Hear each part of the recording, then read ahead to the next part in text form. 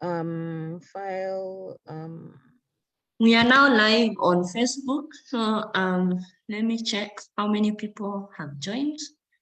Okay. We are live. Okay, so I have it here. So I just need to, do I have permission to share my screen? Yes. Okay.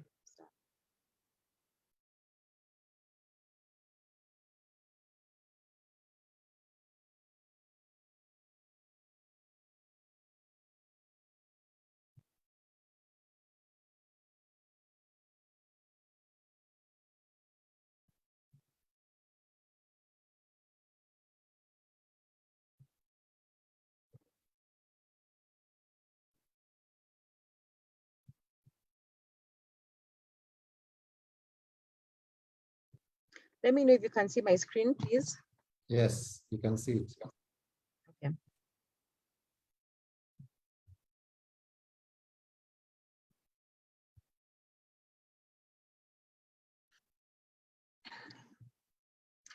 So Ratemo, I'll let you advise how to go about the. Yes. Now you can just leave it on the first page. Okay, we have there. 7 people online, so let's give them like 3 minutes and then we start. Meanwhile, you can just network. We have Pelum Uganda representation. We have Khadija and say hi, Pamela and Irina. Hello, Khadija, how are you? Hello, good morning. Good morning. I just marketed you guys today morning on my page. I don't know if you guys check Instagram. Oh, I'm going to check. Check, because I tagged you on a post where we are marketing the jackfruit we normally get from farmers through Pelum Uganda. Oh, okay. I'm going to check, share. I'll also share with other platforms. Yeah. Good morning, Samuel. Good morning. Hi, Adija. Good morning. Hello, Samuel. How are you? Nice Hi, seeing fine, you again. fine. Nice to see you, Osha. Yes. How is Kampala? Is it raining like here? Kampala is just okay. How is Kenya? Doing fine. All right. Peaceful, That's nice. very peaceful. So we are happy about what is happening. Okay. There was no strike yesterday. No. It's just peaceful. All right. Hoping that we don't go back there. Okay.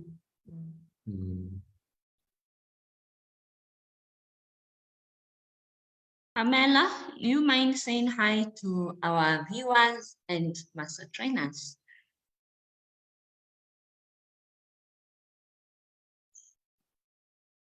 Pamela, do you have connection? If not, Irina, good morning. Good morning, Ratemo. Yes, say hi to our master trainers, our viewers on Facebook. Hi, hello everyone. I'm so glad to be here. Yeah. Hi, Sylvia. Thank you. So, where are you joining us from? I'm joining from, I'm a mentee by the Ovaola and Bridget Mugambe, and I'm joining from Pelum Uganda, Kampala. Yes. Now, Sylvia, I think we have enough people online. The rest will join us as we continue. So for our listeners, welcome. This is Pelum Kenya online refresher for our multipliers and our trainers. And for today, we are going to learn about organic markets and certification with the focus of Kenya. So the first trainer is Sylvia, and then our other trainer is also Samuel Nomo. I'm going to give them just 1 minute to introduce themselves, and then Sylvia to start. Thank you. Okay, good morning, everybody listening to us here. My name is Sylvia Kuria. I'm an organic farmer, and I'm also an entrepreneur and a trainer, master trainer under the KCOA program, which is the Knowledge Center for Organic Agriculture. I'm very happy to be one of the facilitators. I'm going to be basically sharing my own experience as a farmer and as a business person in entrepreneurship within the space of organic markets. Thank you very much. Good morning, viewers. My name is Samuel Dungo. I'm also part of the Masters Trainers. I work with the Kenya Organic Agriculture Network as a programs manager. I've been doing a facilitation for organic certification for like 15 years now. So I'm going to share my experience on how you can do organic certification, but also talk about participatory guarantee system and how you can set up a PGS and run it. So welcome, and I'll be doing a presentation later after Sylvia. Thank you. Thank you, Sam. Thank you. Sylvia, now it's the mantle is on you. Okay. Now take up this session. Okay, thank you very much and welcome to everybody. So I'm going to be sharing my experience in organic markets and trade. So I would like us to start off by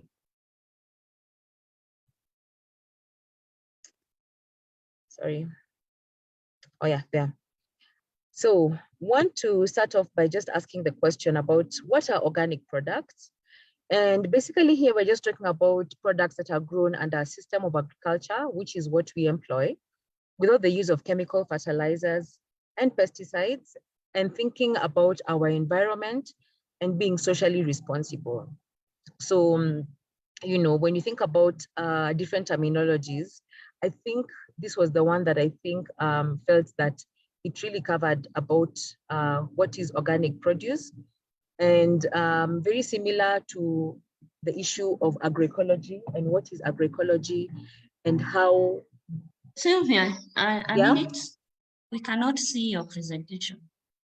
Oh, really? Yes, you have Yeah, not we shared. can't see it. Yeah, please share. Oh, okay. 1 minute. I thought it was there. I think 1 minute. So.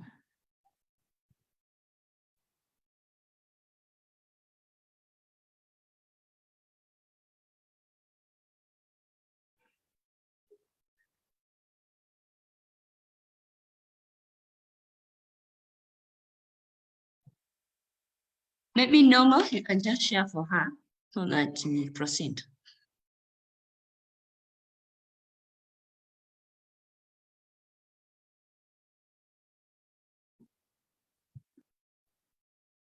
Has it come now?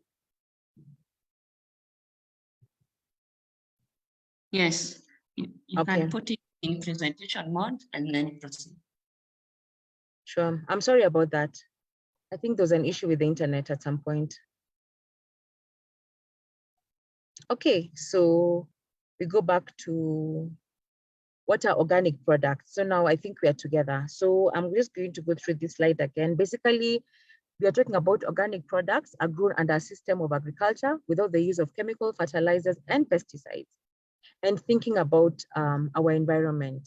Very similar to the definition of agroecology, which I normally share with farmers. You know, what is agroecology? Think about agro is like agricultural systems and agriculture, and ecology is how different parts of the environment interact with each other. So basically agroecology is actually also farming, putting nature into consideration. So that's very similar to what we're doing in organic, in terms of we care about our nature, we care about people, we care about how the food is grown, and we don't use any chemical fertilizers or pesticides. So I'm going to be sharing some statistics that my brother Ndongo has been sharing with me over time. You know, Kwan has done a lot of research in organic markets, why people are buying and how they buy. And, you know, I'm not able to go through all the statistics and research that they are put together, but I'll share a few. But I found this very interesting on why are consumers buying organic produce. So they did a study and they were comparing Kenya, Uganda, Tanzania, Rwanda, and Burundi. And you can see in Kenya, actually, let me try and see if I can get the whatever out. But for Kenyans, we are mainly buying organic because we don't want to eat any food with chemicals, which makes a lot of sense because we've had a lot of exposure, especially in the media, on the negative effects of chemical fertilizers and how people are not growing the food very well and using a lot of pesticides. There's been lots of like reports on that. So you find that most Kenyans are actually not taking organic because of the chemical. And number two, where you see in Kenya, we're also not taking organic because of our health issues. And it's true because many of my customers normally call because they say the doctor has told them that they have to eat organic so they can be back to health. So we're also looking for good health. And also the issue of no pesticides is also quite major for Kenya because, you know, there's been a lot of exposure on indiscriminate pesticide use, whereby we have laws and regulations, but basically they are not enforced. And then also here, when you think about why are we, you know, buying organic, you find that it's also the consumers who are actually driving the organic markets. In this picture that I got from Feeble, Feeble have put together organic manuals, and one of them is the organic markets. Maybe as we come to the end of this presentation, we can share more about Feeble. But when you think about this presentation, you find that when you actually have organic, I mean, there are two things that you can see in this picture. The gentleman on the left, you can see has a very nice stall, and you know, he has it well labeled where it's guaranteed organic, natural, no pesticides. And by the way, in our farmer markets, like the one we have in Moranga, in Kenya, in Kangari, it's a beautiful market whereby, you know, the farmers actually have a nice label that says the produce is organic. They have good shelves.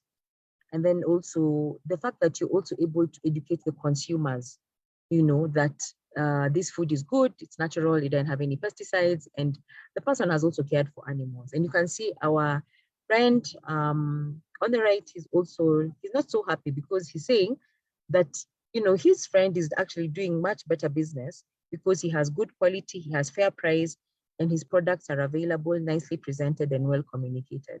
So I also feel that in as much as, you know, we are going for organic because of looking for health, you also find that the consumers are actually the ones who are driving organic markets.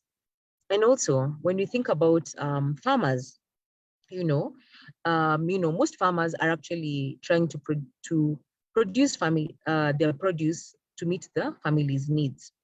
But then also, they need to also know that there's also potential that they can also sell their produce also to the market. So we are working under our brand name, Sylvia's Basket. We are working with about 25 to 30 farmers, suppliers produce every week. And one thing I find about organic farmers is they always grow food for their family's needs, and then they normally sell the surplus to the market. So here we're talking about, self-sufficiency versus market-oriented farming. You're not only going to grow for yourself, but as a farmer, if you're able to, you're also able to meet the needs of the market and sell your surplus to the market. So I want to talk about different aspects in the market, and I'd like to talk about the short food supply chain. So here I am.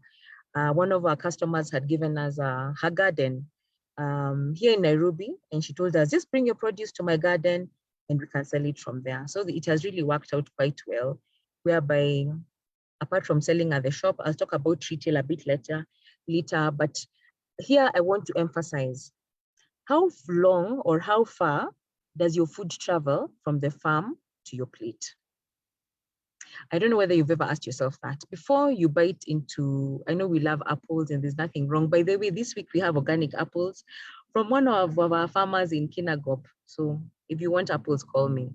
But I find that, we eat food without putting into consideration how long did this food travel. And when you think about growing organic markets that are sustainable, one of the things we have to consider is that food has to travel at the shortest distance as possible from the farm to your plate. I don't think it's very sustainable for us to be eating fruits or food that has been grown, thousands and thousands of miles away. Imagine being here in Kenya and eating a fruit from Singapore. Does it make any sense? By the time it leaves the farmer, it goes to the bus, then it goes to the airport, and then it's sorted out, and then it comes through maybe 2 airports before it lands in Nairobi. Then it goes to the distributor, and then it comes to my shop, and then to your plate. It doesn't make any sense.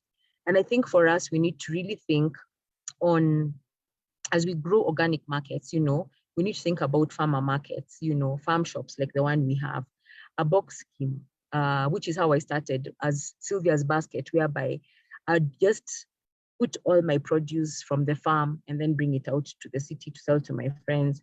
The community-supported agriculture is not very common in Kenya. I don't know if Dongo is going to talk about it a bit, but then basically it's where a community is able to, say, for example, if we get, like a group of farmers in Limuru, we put ourselves together, and then the local community is able to actually buy from us and say, we're buying from the Limuru organic farmers, similar to what is happening in Kangari, but this one is a bit more organized. And then having cooperative movements, you find that in Africa, I think historically, cooperative movements are mainly with milk and coffee. And we keep thinking, and tea, how can we get cooperative movements for organic market? That's a potential that will actually be able to increase the short food supply chains and reduce the distance that food has to grow, that at least the food that you are growing using environmental concerns is actually not going to damage the environment by having to travel for thousands of miles. And then farm to fork, that's me harvesting some beans for one of my customers. The example of Sylvia's basket, there are some things to consider which are not very easy sometimes, but you have to think about, how am I able to manage my organic farm? What about pricing? I'll talk about some of these issues. What about logistics? And the unfortunate thing in Kenya is that most farmers are not able to access markets because of the logistical nightmare that so many farmers have to go through, and wondering, how will I transport my very nice tomatoes from Kirinyaga to Nairobi? And for them to arrive in a good state, it's not very easy. Logistics is a huge, huge headache, and I know it's one of the bottlenecks to organic markets, but we are working on it. And then, do we have a planting program in terms of who is planting what? Let me tell you, people, at the end of this season, I know 100%. Like so many farmers are going to call me, and all of them are going to have spinach and skuma wiki and wondering how to sell it. And they all want to sell it to me at the same time. One thing, we encourage farmer groups, come up with planting programs, decide who is planting what. Of course, plant seasonal, but decide who is planting what and when, so that at least you always have produce all year round. And then we've been struggling with unpredictable weather patterns, but still managing somehow, by being able to, put in different strategies like water harvesting, different agroecological practices. I don't want to talk about that. You've learned about soil, you've learned about seed, you've learned about all those things. But just basically knowing that even if the weather is unpredictable, you still need to be able to keep the farm to fork principle of being able to grow organic produce and get it to the markets. So for us, when we started off, we started with home delivery baskets. That's me with one of the farmers. So I basically just would put all the produce in my boot, and then I go around Nairobi selling it to friends and family, who are the ones who started off with me when I started the business. And this is a low-hanging fruit. And I'm so excited to see that quite a number of people who are starting organic markets are actually employing the home delivery baskets. It's a wonderful way of selling organic produce. It's very affordable. It doesn't cost too much. And the logistical nightmare is not too high, because especially if you're able to grow a variety of produce. At that time, I was growing about 20 different vegetables on my farm. So because I had a variety of produce, I was able to sell quite a bit, and it works out very well as one of the options for organic markets.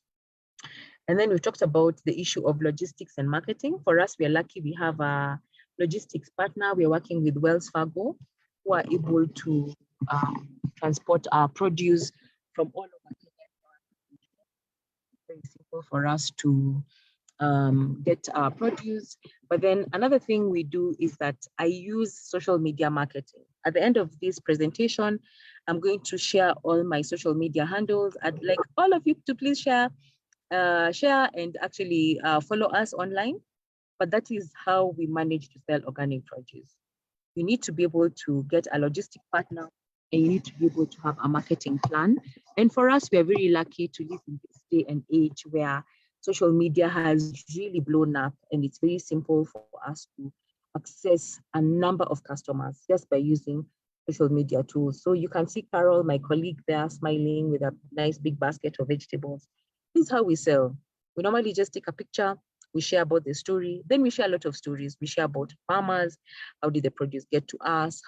We normally do a lot of consumer education, but just making use of these tools to make sure that we are able to market and let as many people know that organic produce is available. And then something else we have to also consider is quality. You know, I don't know, this is a small discussion we can have maybe at the end of my presentation, maybe for 2 or 5 minutes, if anyone has a comment. Many people normally like buying organic because, of course, we've talked about the health.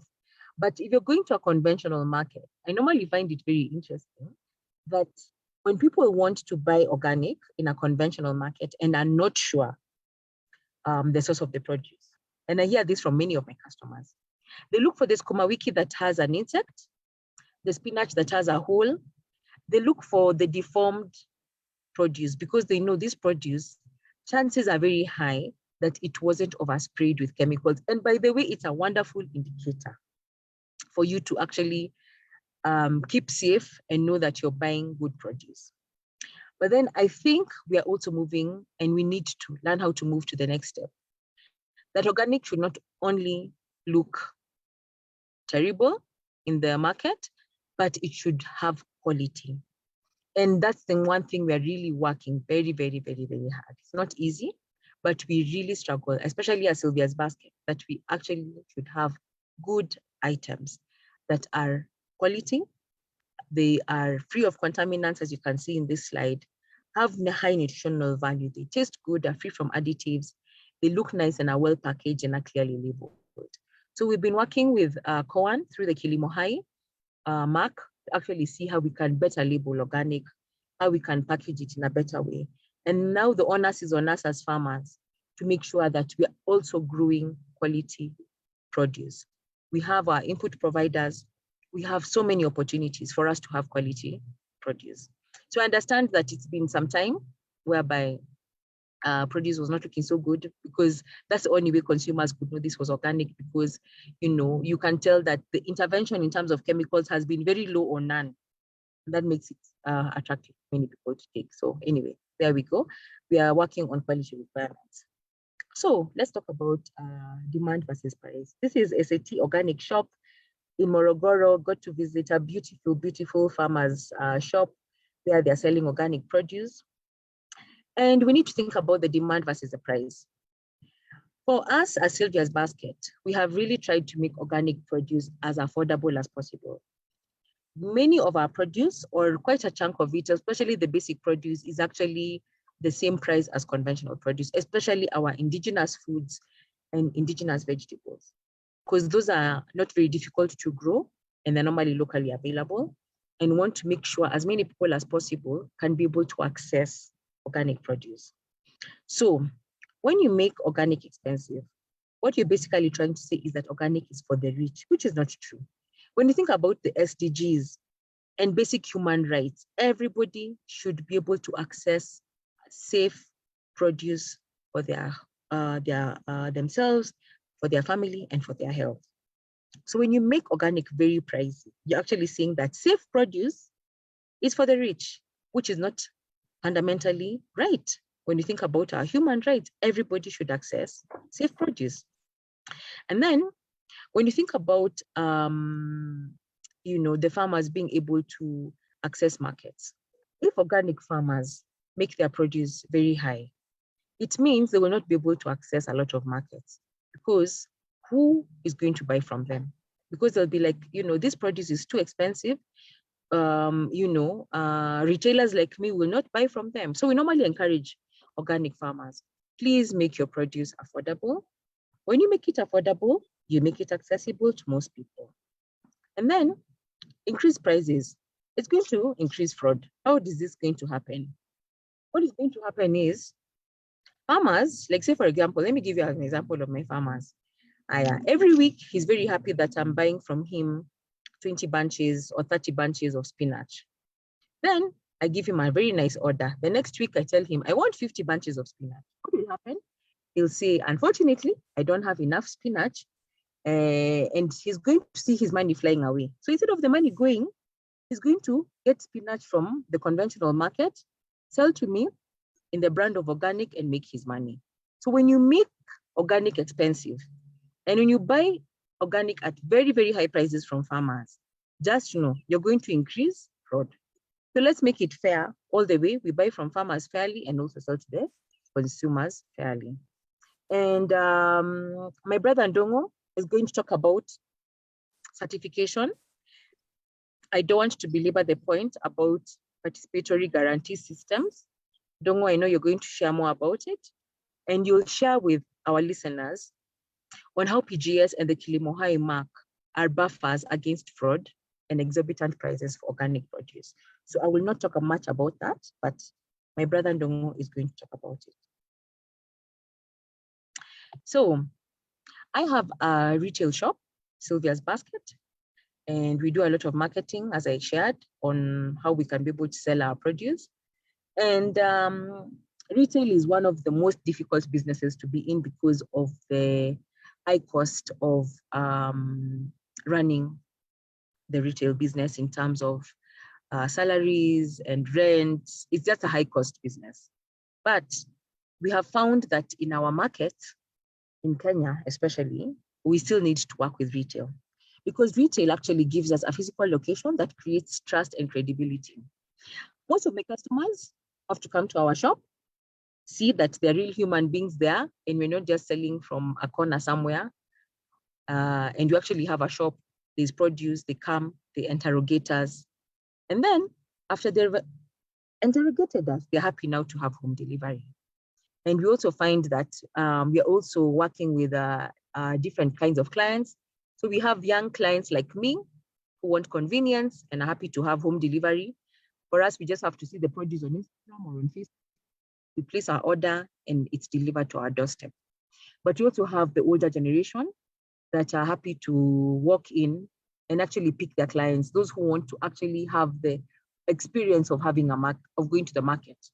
So we have an opportunity for home delivery, we have an opportunity for walk-in, and we are also able to create trust and credibility when we have a retail shop. It's not easy. We need more retail shops for organic.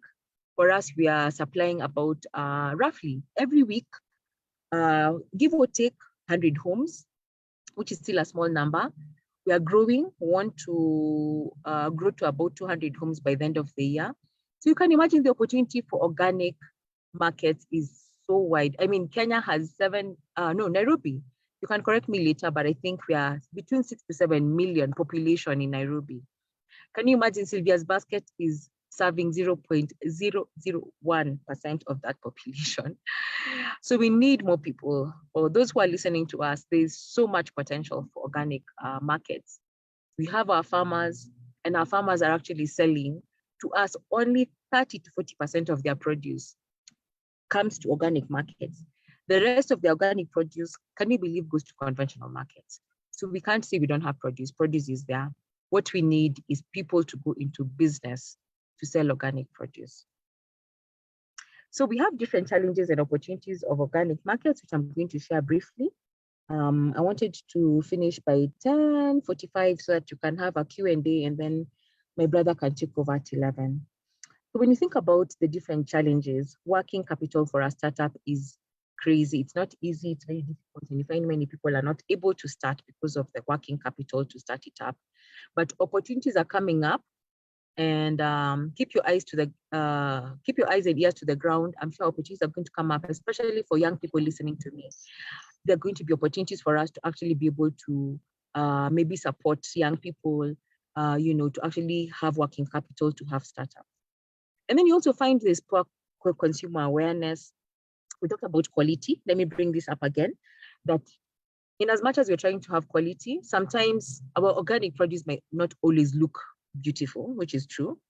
But you find that if a consumer finds even a little spot on a single tomato, they'll send it back and say it's not good, but because people don't know.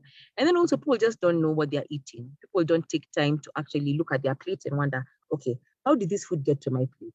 Where was it grown? How was it transported? How did it get to the market? How did it come home?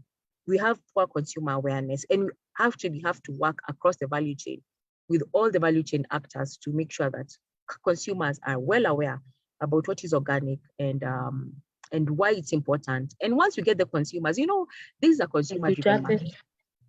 Hello? Oh, sorry. Is there someone there? Anyway, this is a consumer-driven market. So we need to actually be able to educate the consumers, because they're the ones who are driving the market. And then I find that many of us are working in silos. Some people are going to be hearing about Sylvia's basket for the first time. And then later on, maybe I'm sitting here, there are 3 or 4 other markets that are doing organic. I have no idea. Let's come together and let's work together, because that's how we're going to get a very good return for our time. And then access to reliable farmers. I've been so grateful. I'm so grateful to KCOA. I'm grateful to Pelum, BioVision Africa Trust, and all the partners we're working with. They have wonderful organic farmers who are actually very reliable and are applying Sylvia's basket. We are not the only ones who are benefiting, but I find that there's still a challenge for us to be able to get enough reliable farmers to increase our market. And then also we need to promote seasonal produce. Today we did a post at my shop, mangoes are finished. Now we have a lot of pawpaws, we still have pineapples we are getting from our farmers in, I think, Gatanga. And you'll find people are going to be asking for mangoes later on. Let us learn how to appreciate seasonal. Let us learn how to eat seasonal. Like now we didn't have, it's so interesting. I was just telling my customers, 4 weeks ago, I was begging people, please let us eat fruits, please, because we don't have enough greens. Now the fruits are going. And now we have a lot of green leafy vegetables. The 1 month of rain has actually changed the whole, anyone who is in Kenya, it has changed. Tereres are growing like weeds. We are begging people, please eat terere. And you'll find in January, people wanted terere. It wasn't there. They were not eating as many fruits. Now they want fruits, and that's what we have is terere. So let's learn how to promote seasonal produce. Let's eat seasonal, and that will actually help the farmers be able to access their markets in a much better way if we embrace eating seasonal.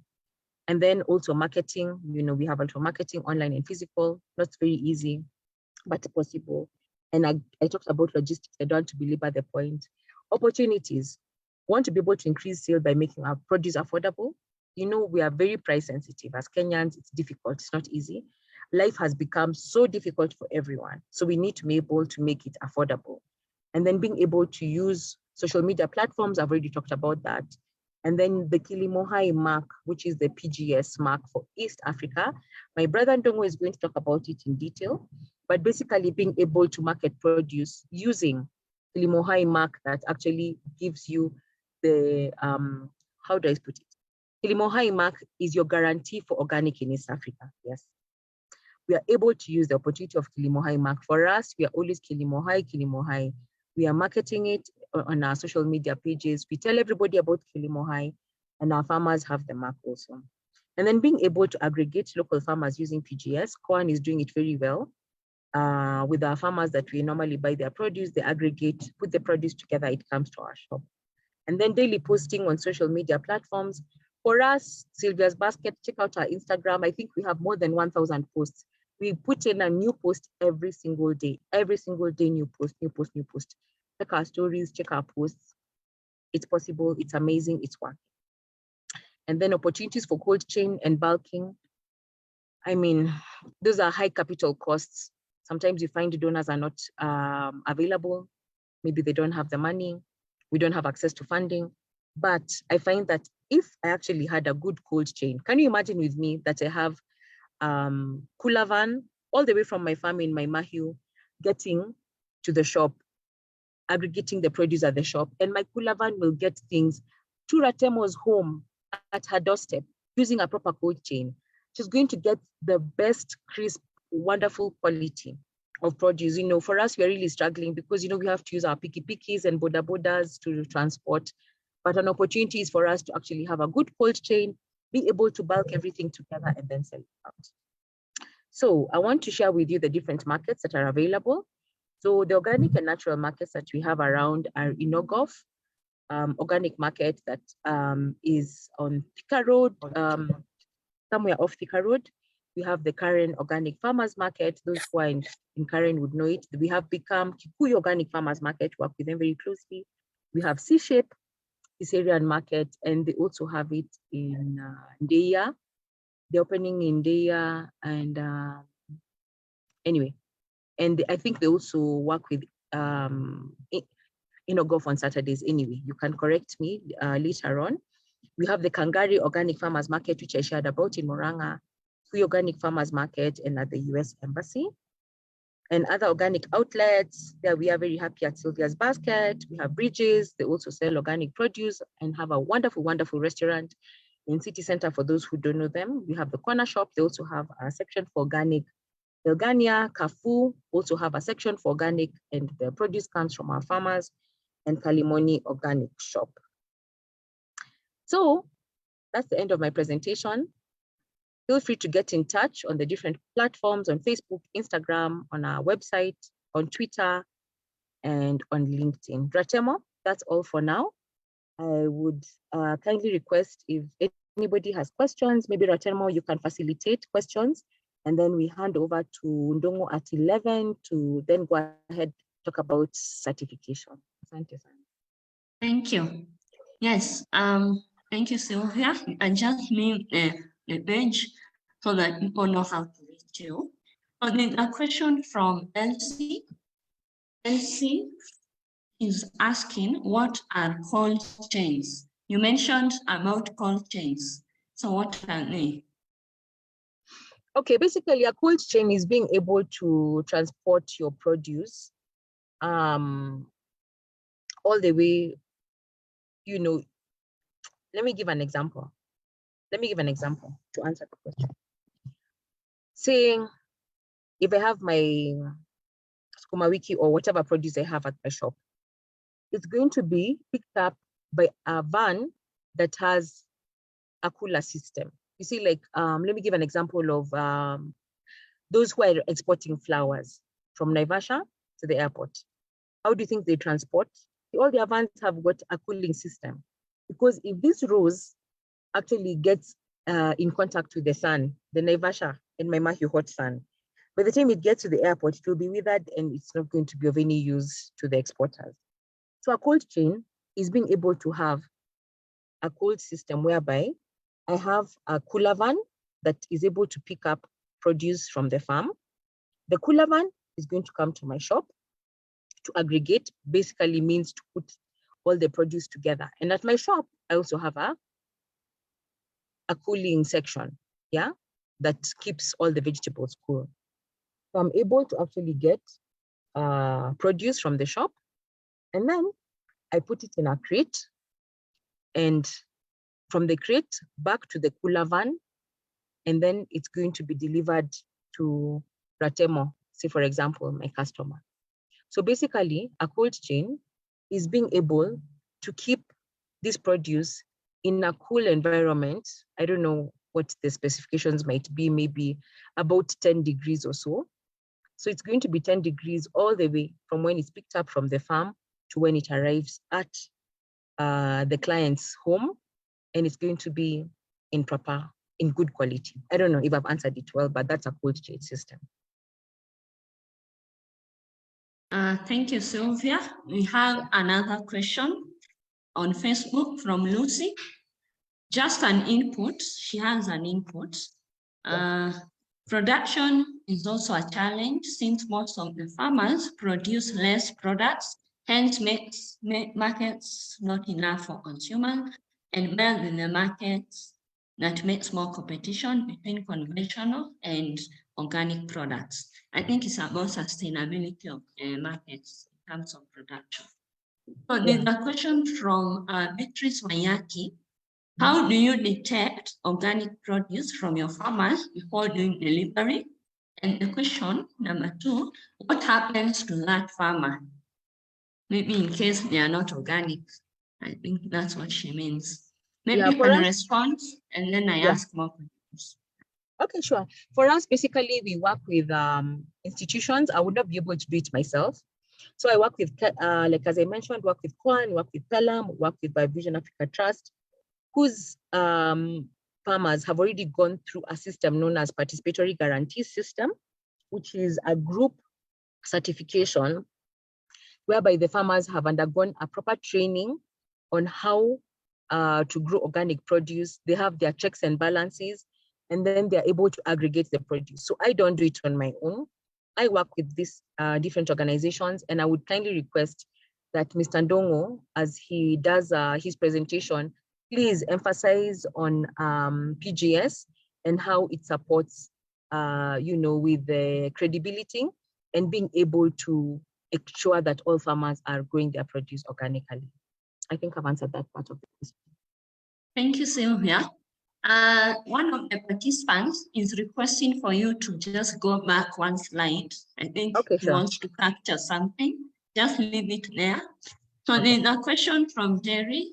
Of late, there has been worry of environmental contamination by a human and animal antibiotics. Don't you think also organic produce are culprits? What is the solution from organic players? Interesting question. You don't have to respond alone. We also have other master trainers here.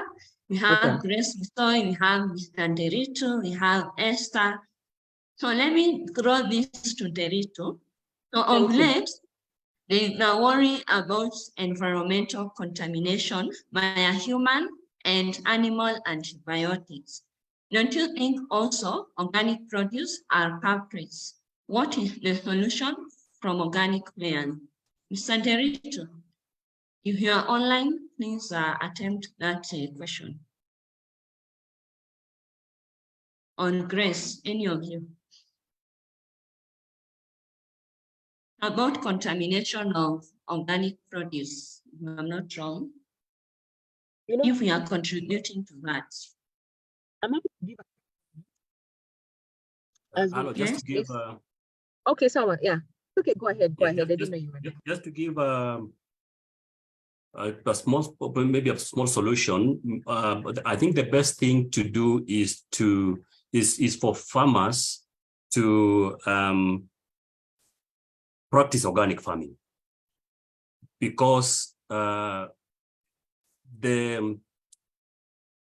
antibiotics are all over, and the multinationals or the business is booming because people are just injecting their chicken with the antibiotics and because they want profits. And so we are eating food that we don't know. So the solution is for individuals to eat what they know or eat what they produce. I think because of people running for profits and the cost of production has gone very high, so they just want to do anything so that they gain profits. But for us to really eat organics, it's for us to produce what we are growing. So we eat what we know. I think that can be a solution as far as I'm concerned. Thank you. Thank you, Sam. Let me just add one more thing. In terms of the contamination of produce on the garden, one of the things that Mr. Nderito and even Grace normally train on so well is how to do composting and how to manage animal manure so that you're able to manage it in a way that is healthy and is not going to contaminate your vegetables. Because I know that's normally a very heavy thing that people would be able to use, like slurry, like raw manure on things like lettuce or food that is eaten raw that is then going to contaminate and make people really sick. So one of the things that through this program, we're able to actually teach people on how to make compost and how to manage animal manure to reduce on any problems that could arise from contamination of vegetables in the garden. Can I give an input, Ratemo? Yes. Thank you, Sylvia, for a good presentation. Actually, I want us also to focus also on ways of contamination, because a farmer can produce organic foods, but the handling part, the transportation from the farm to the table, contamination could happen either way. So it is also important to consider the entire food chain from the farm to the table. So I think apart from contamination at farm level, also contamination happens along the value chain. And also at farm level, most farmers, you would find them using the same, for example, a knapsack sprayer. The same one they use for their livestock in controlling caricides is the same one they use to control, to spray their crops. And at times contamination happens also at that point. So it is important for our farmers to consider how they handle their foods at the shop, and the traders to consider how they handle the food from the farm to the table. Thank you. Thank you. We have more questions from our participants. So Maureen Minor is asking, maybe this one I throw to Esther. Are you online so that I read the question? Yes, I'm here, Ratemo. Okay, the question, how do you advise your farmers to control their crops from being pollinated by inorganic crops from their neighbors who are not practicing organic? Yeah, that's a good question. And I will start by saying that an organic farmer will ensure that the farm is well protected from pollination, maybe by use of bavason or live fence. If you find like you don't have both, maybe you can try to plant some napier grass around your fence, around your farm, or things like sunflower, things that will grow very fast. Or you can just even plant some maize, but then some maize, and then those maize may not be the main crop that you're going to eat as organic, because that will just be pollinated. I don't know whether I have answered that question. Again, there is apart from pollination, there is drift of chemicals from maybe upper side. If your farm is lowest on the downside of the hill, then you'll have to cut a drain so that water from upside lands will not get into your farm. Again, try as much as possible. If you don't have that, you don't have the drain, maybe a big drain to drain water away. Try as much as possible to put some either cover crop, crops like napier grass that will really prevent that water from bringing some water from coming in your farm. Try as much as possible not to have water coming from upside your farm. Yeah. Thank you, Esther. Can I add Sylvia, something? oh, you want to add? Yes, Nerito. Yeah. For farmers to avoid cross-pollination of their crops or plants, 3 or 4 things can be done. One, farmers can practice what we call time isolation. So they isolate planting of their crops in terms of time, so that they can plant their crops either earlier or later from their neighbors. So that is one. Number 2, space isolation. Space isolation is where you practice distancing or distance isolation, where if it is maize and you don't want the indigenous to cross-pollinate with the neighbors, maybe it's a hybrid. Maize normally is isolated at a distance of 600 meters apart. So with that, pollen will not reach your maize. So that is space isolation. You can also practice caging. That is why you cage. Maybe like vegetables or horticultural crops can be caged so that bees don't come from outside, come and pollinate your crops. And then last one, you can plant one crop at a time, planting one crop at a time, so that you are not planting different varieties of maize at the same time, and that will facilitate cross-pollination. Thank you. Thank you. I want to welcome questions from our participants who are on Zoom. If you have a question, just raise your hand. We'll have 5 minutes for questions and answers. Do you have any question for our presenter? If not, continue posting on Facebook. I'm going to read out the questions. Sylvia, I have a question. You've mentioned, yes, you've mentioned about, calendar planting. Yeah. So in that calendar planting, someone also has to consider seasons, yeah? Yes, If I'm yes. not wrong. Yeah. And also sustainability of markets. Sure. In terms of supplying. So does it mean you have to have a sort of a record? Yeah. Mm-hmm. So yeah, you actually. You need to explain more about that so that our listeners know that you also need to put effort in record keeping, tracking your production, your supply, who is buying what. Maybe I mention a list. Yeah, thank you very much for that. I didn't mention record keeping, Ratemo, but that's a very, very, very important aspect. And I think for me, I actually have seen that for this calendar, like the planting program or using a calendar for your planting program to work, for me, I've seen it working very efficiently in farmer groups. And the reason why I say that is because very few of us have got sufficient land and resources and capital to grow the needs of the market. So I find that if you work with a group of farmers, if you're in a organized farmer group, we, Dongo and myself actually can do training for the calendar planting, the planting program. We're able to do it. And we basically would be able to make sure that we do, what do you call it? Like we need to map, like we know the farmers that we have, we know the resources that are available to them. We know the crops that do well in a particular season.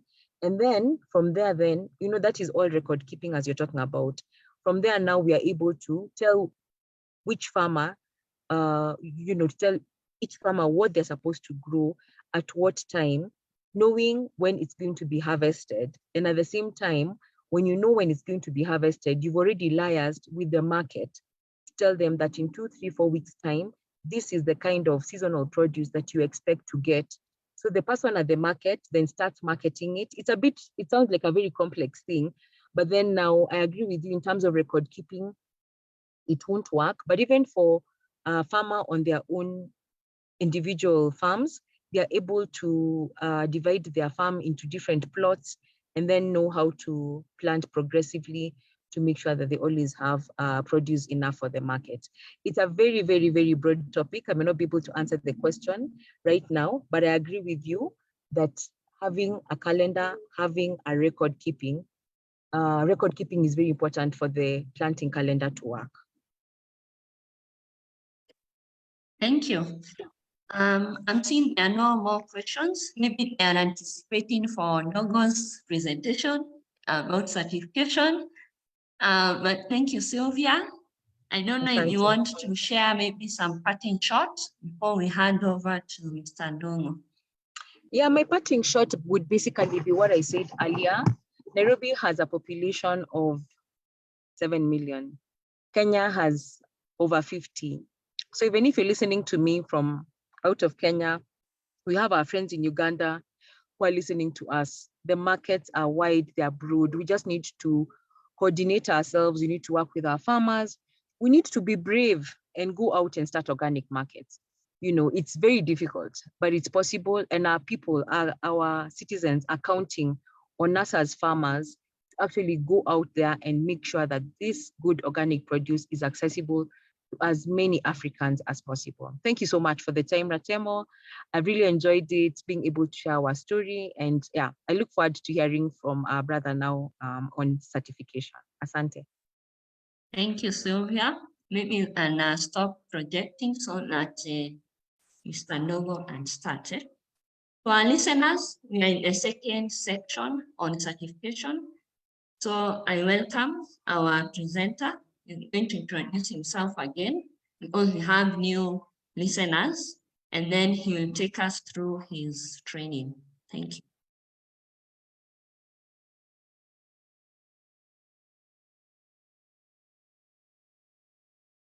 Yes, Ndongo, it's now to you, and start when you're ready. You can be able to see my screen? Yes, we can. Okay, so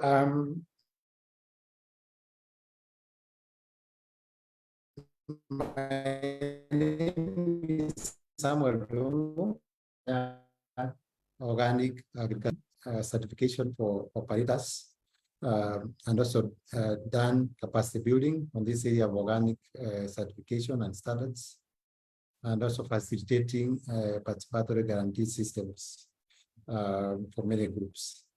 So I would like us to discuss about the organic guarantee systems, because this is the only way we can be able to interface with consumers and confirm and also give them a confirmation and a guarantee that the produce that we are providing to them is actually grown in or using the organic methods. And this is a Kilimo Hai mark you can see at the end, which is communicating that the product actually is organic certified. And this is the mark that consumers should look for when they are going to get produce from the market, so that they can be sure that it is an organic produce. And this is a regional mark, also being used in the 5 East African countries, and registered as a trademark, so that it's not misused. So just to start, I don't know why my screen is not moving. Yes. So why certification normally comes in is because, one is a certification is a form of conforming, or a method by which we confirm that products are being produced using some standards. This is a general definition, because certification runs across even in conventional products, because you have different types of certifications. And why particular certifications have been very important in the recent years is because there has been concerns around the food safety of products. I had earlier somebody asking about contamination of food. It has been becoming a common experience that people are going to the market eating contaminated food, either because of cleanliness and sanitary issues, phytosanitary, and even contamination like antibiotics and also bacteria. Also, there has been an issue about environmental impact of the farming systems that we have in terms of polluting the environment, degrading our land, we are losing biodiversity, and also the issue of animal welfare. Also in the area of social impact, how our agriculture systems are impacting socially to our communities. Are we making our communities better when we are trading with them? When they are producing food to feed into the supply chains. And are they, for example, the workers who are working on the farms, are they being treated fairly? Or they are living in conditions that are inhumane? Or are we using child labor or children to work on our farms? The other area is climate change, because as we know that the globe has been warming up, because mostly of the industrial revolution that is happening in many industries, but also global warming is being caused by agricultural practices that we are doing. So also that is also coming into place. And that's why we get different certification programs being developed so that we can try to manage these different concerns that consumers have. So we need certification because if, for example, you are producing food and consuming it, you may not need certification because you are producing it and you can guarantee to yourself. If you are producing and selling to your neighbor, person who is very close to you, you may not need certification because your neighbor can start in and guarantee and check what you're producing and how you're producing. And he can be sure that you are producing using the methods that he or she is comfortable with. But in our global environment where we have consumers want healthy food, environmental, products grown in an environment where we are not degrading the soils and the air, they are willing to pay a bit higher price for this, but they are very far from where we are farming. Then we need to have a way of certifying these products. Because as a farmer, you may be using growing your crops using defined organic standards. But how do you communicate to the consumer and ensure that you are following those standards? So you need a guarantee system. You need certification to be done. So that even if you sell at a higher price, then it makes sense. And you and the consumer can be able to be on the same page. So generally, that's why we need certification to come in. And organic guarantee system, has been there for some years. And we have many countries developing organic guarantee systems. And some guarantee systems are developed through private schemes. For example, we have like 84 countries with organic regulations. I would like to talk about the difference between organic regulations and organic standards because there's a difference. Organic regulations are normally enacted by governments through their registration systems. We call them parliaments, and therefore they are legally binding. And if you are to produce in those countries or to sell to those countries, then you have to abide by those regulations. Of course, we also have countries which are in the process of developing their own organic regulations. And this is mostly in developed countries. In developing countries, only a few countries which have developed organic regulations. You also have private standards, and these are developed by private companies. So they are not government regulations, and therefore they are not mandatory. Normally, people comply to these private standards because the owners of these standards have marketed them to consumers, and therefore consumers demand that producers get certified to these standards. A very good example is global gap standards, because it's not a regulation, but it's a sort of a private startup. But you see, if you have to sell your product, your fresh products from Kenya, for example, you have to comply to global gap standards. We have certification bodies, and these bodies are normally accredited by governments which have organic regulations to undertake certifications in those countries and also in overseas for people who are exporting to those countries. But also we do have certification companies which operate, for example, in countries where we don't have regulations in place. When you look at the number of countries and distribution, of course, you see regulations that is in orange. In Africa, we don't have a lot of them, although we have national standards, but we don't have regulations because normally the government have like bodies which are custodians of standards, and the standards are developed, but they have not been enforced. So they are there. They can be used, but not enforced. But most of the regulations that we have are in Europe, most countries in Europe and also in America. And just a brief about evolution of standards. because it can be traced back to 1967 by Sir Association of UK. They were the first organized group to develop organic standards. And when they were doing it, it was just a small document, a short document, which was talking about mostly organic production and processing. And this standard has actually evolved over the years. And now we have a very elaborate soil association standard. I think by 2010, it was like 500 pages. And this shows you how standards have been coming to around, have been complicated over the years. It started very simply, but over the years has been complicated.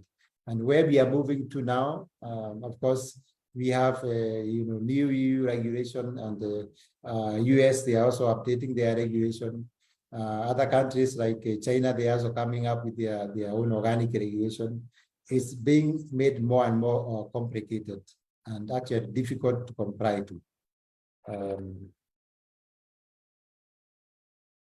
So the standards, as I said, has been tightened over the years. Of course, there has been development, there has been growth in terms of consistency of application, but this has really moved the touch that producers have with the soil, with the consumer. It has increased bureaucracy and also led to disempowerment of the organic movement, because organic standard development started from the organic movement, where farmers came together in cooperatives, in groups, to develop some norms which they can be using to farm. And they were normally based on their socio and cultural setups. But now we have moved from there to government regulations, which are very elaborate, bureaucratic, and also very difficult to comply to. So you can see how organic standards have evolved over the years. And you can ask yourself, so why do we have these different standards in different countries? Can we just have one global organic standard? Because organic definition is the same. IFOAM, which is the International Federation of Organic Agriculture Movements, have come up with a common definition of what organic is, organic product is. So can we have just one organic standard? But you realize that there are differences in countries in terms of culture, agriculture practices, economy, values, because countries give different values to different concepts. Like, for example, there are countries who are very particular with animal welfare. Others are very particular with biodiversity. Others with buffer zones, food safety. And this normally makes countries not comfortable with their just one standard, because they would like what their emphasis is and their focus is also to be integrated in their own standard. Also, in terms of legal background, because there are countries, for example, they don't like or they don't encourage banning of crop residues. For example, differences in conversion periods. Although, if you look at the different standards, the major standards, there has been like a common understanding about what should be a conversion period and how long a conversion period should be. There is also a feeling that sometimes countries develop their own organic standards to protect their markets, as a form of market protection. Because all these different food standards, they are a form of non-tariff barriers. They bring barrier to trade between countries. So, this can also be looked at from that perspective. You can also ask yourself, is it because of ego? There are countries which feel that their standards should be superior, and for persons who want to market their products in those countries, therefore they have to comply to those standards.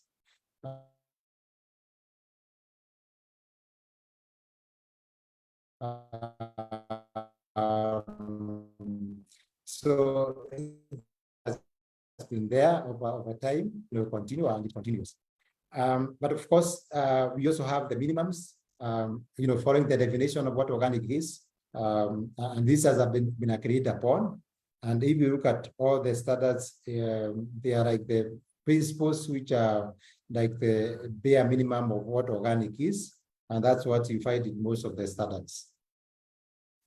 There are some issues which are currently not very very certain in the organic standards. They have not been agreed upon.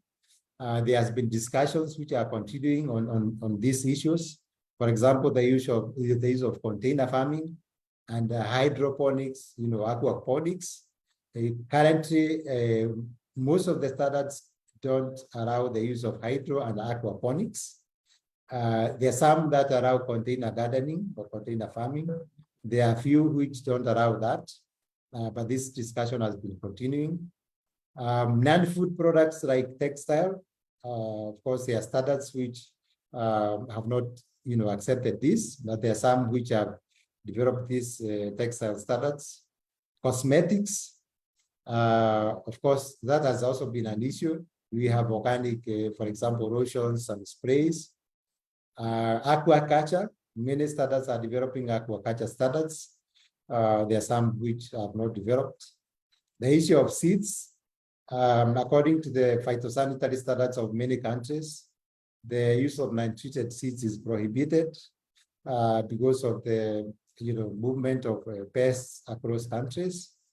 And therefore, this is an area also which has been a contentious one. The use of genetically modified seeds.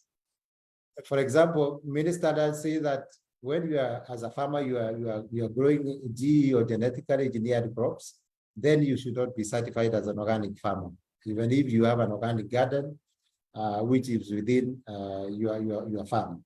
So this is an area also which are becoming more and more important, because the genetically engineered foods are really penetrating in our countries.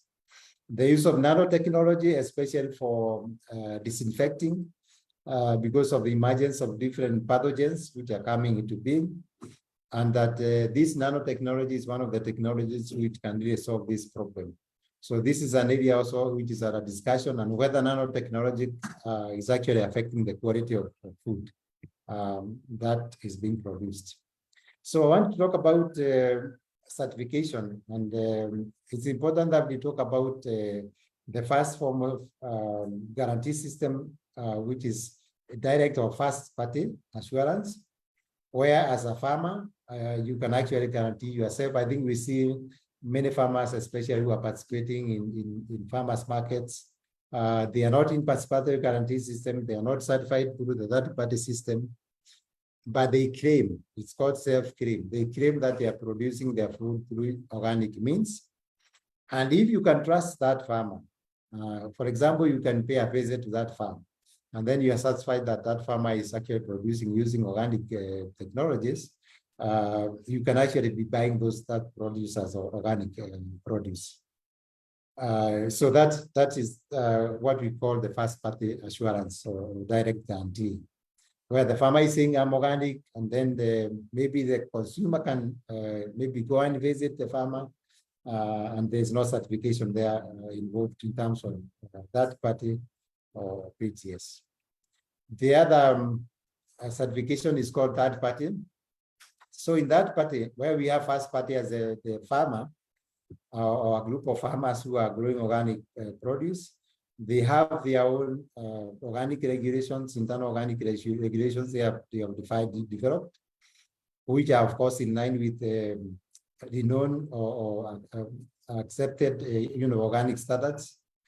And then they are selling to a second party who is a consumer who is far from the market or where they are producing, and they are involving a third party, which is a certification body, who is coming to check what the first party, how the first party is producing, how the handling is being done, the transportation is being done, and then he's giving feedback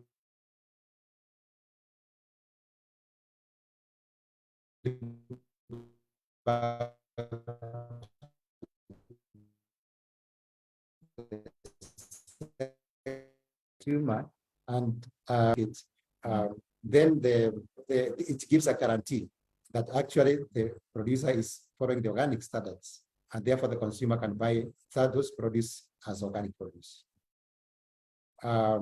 Yeah, as I said, there has to be organic standards, and the certificate has to be there. There has to be visit and reports provided, so that we can say that the produce being produced is actually organic produce. Also, let's talk about who polices the policeman. So who checks the certification bodies? So the certification bodies are normally checked by accreditation systems. For example, the EU, they have their own accreditation system which checks and policies the certification companies, which normally gives organic certificates. And we also have the International Standard Organization 17065 accreditation program, which also does accreditation for certification companies. We also have IFOAM, also has their own accreditation system, which checks the certification companies.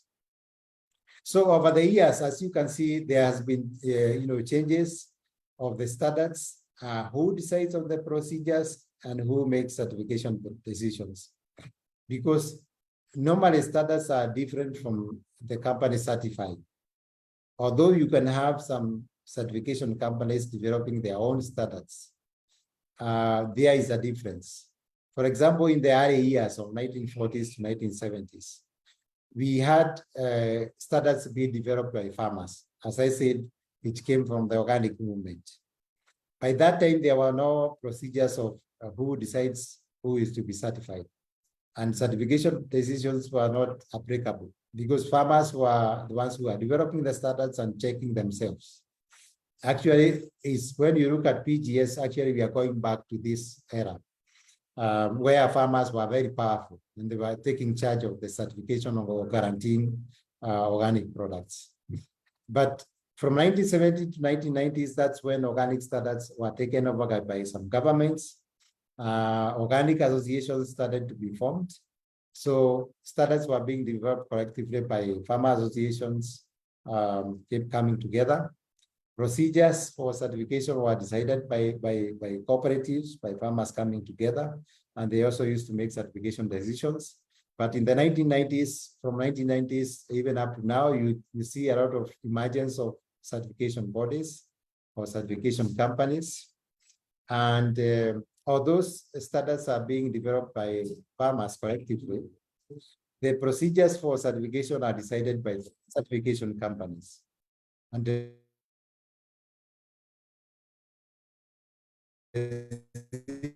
decisions for who made by certification. And in the last 20 years also, we have seen emergence of governments where governments are developing standards. They are also deciding on procedures and they are leaving the certification decisions for the certification bodies.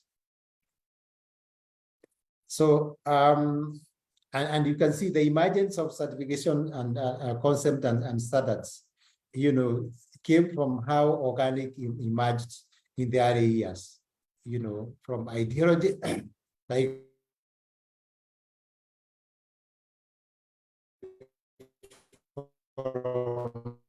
Rudolf Steiner, he came and applying it on crops, use of Demeter or Demeter applications. Also soil association, emergence of IFOAM or development of IFOAM, and over the years there has been development of for example, France developed their own organic registration in the 1985, in 1980s. The US developed their own Organic Foods Production Act in the 1990s. The first EU regulation developed in 1991. And as you can see, there has been the, a gradual development of organic standards over the years. When you look at organic standards and major organic standards, what we say that the organic standards are template for quality, because when we talk about organic products and certified organic products, we are defining a certain quality of the product. So it's not a normal product, but a certified organic product. And organic also, the standards integrates traceability system, because a farmer, a consumer who is buying produce from the market, organic produce from the market, there has to be a way of tracing these products to where it came from or which producer produced those products. And even the certification itself, the procedures integrates the issue of traceability system. Because for you to be certified also, you have to show that your products can be traced back to where it came from the seeds all the way to the finished product. Also, organic certification helps to verify production and management system independently. So it's a way of, confirming how production system and management system is being done. And it helps also monitoring organic products from soil to seed or finished products. Of course, organic in products in many markets attracts premium. Premium varies depending on which products. There are some products which fetches high premium because maybe they are high risk crops. Maybe the demand is high.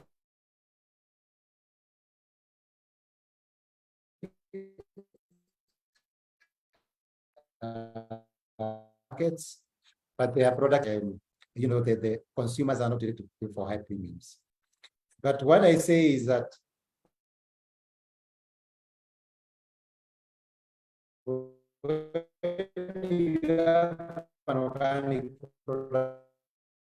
you can actually to get normally. So by being certifying your products, you're actually increasing your position in the market and making yourself more competitive.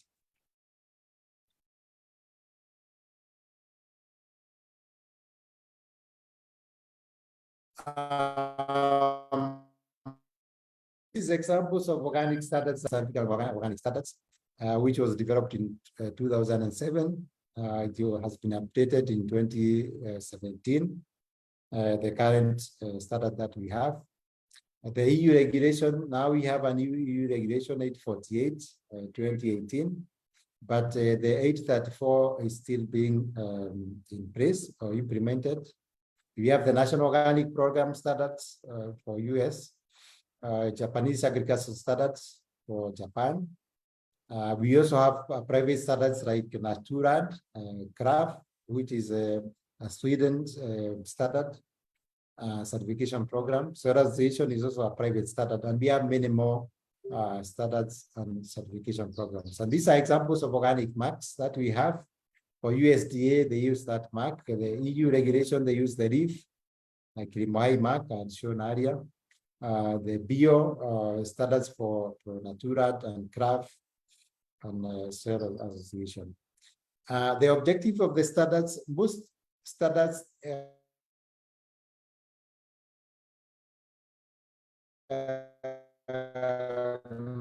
they establish long-term ecological based. This is that when a farmer starts organic production, he should actually invest for the future. So how he builds his soil fertility, how he's, for example, integrating biodiversity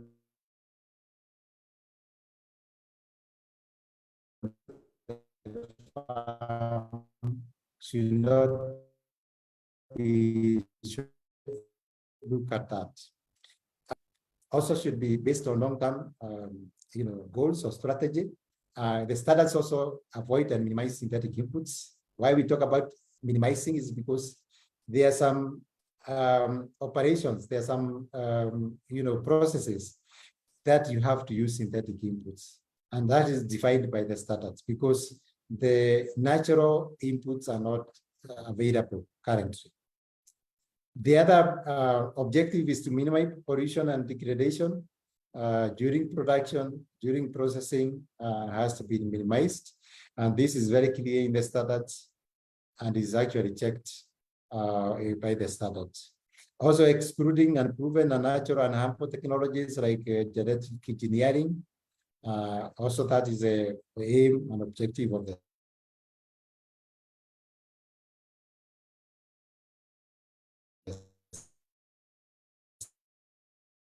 that avoiding pollution, and especially for standards relating to livestock, promoting natural health of animals, and maintaining organic integrity throughout the supply chain, and providing organic integrity in the supply chain. So these are objectives of the standards when you check in general all the standards, and that's what the standards aim to achieve. When you look at the structure of the standards, it has general requirements. for example, for organic production, and then it has specifics for crop production, animal husbandry, beekeeping, and wild correction. So from the general requirements, which covers every system, to specifics for the different systems of production. And then there is a section for handling, storage, and processing requirements, which specifies how you should handle your product, how storage should be done, and how processing should be done. And also requirements for labeling. This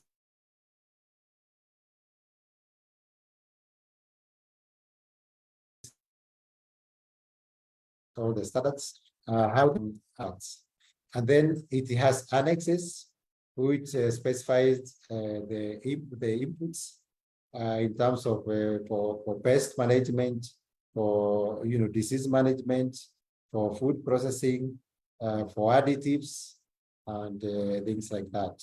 It's nobody.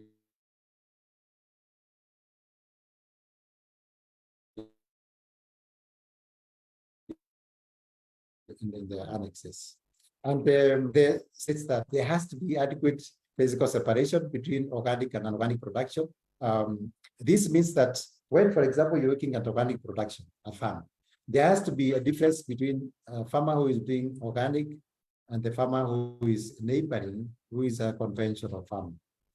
And this, as Esther was talking about, there has to be a buffer zone.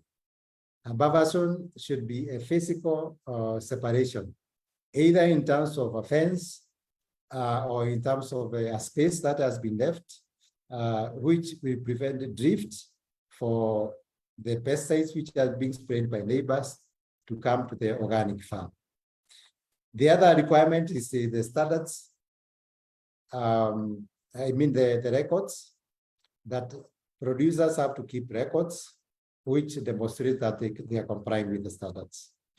And these records, because they should be clear, they should be understandable, they should be able to, somebody should be able to follow them up.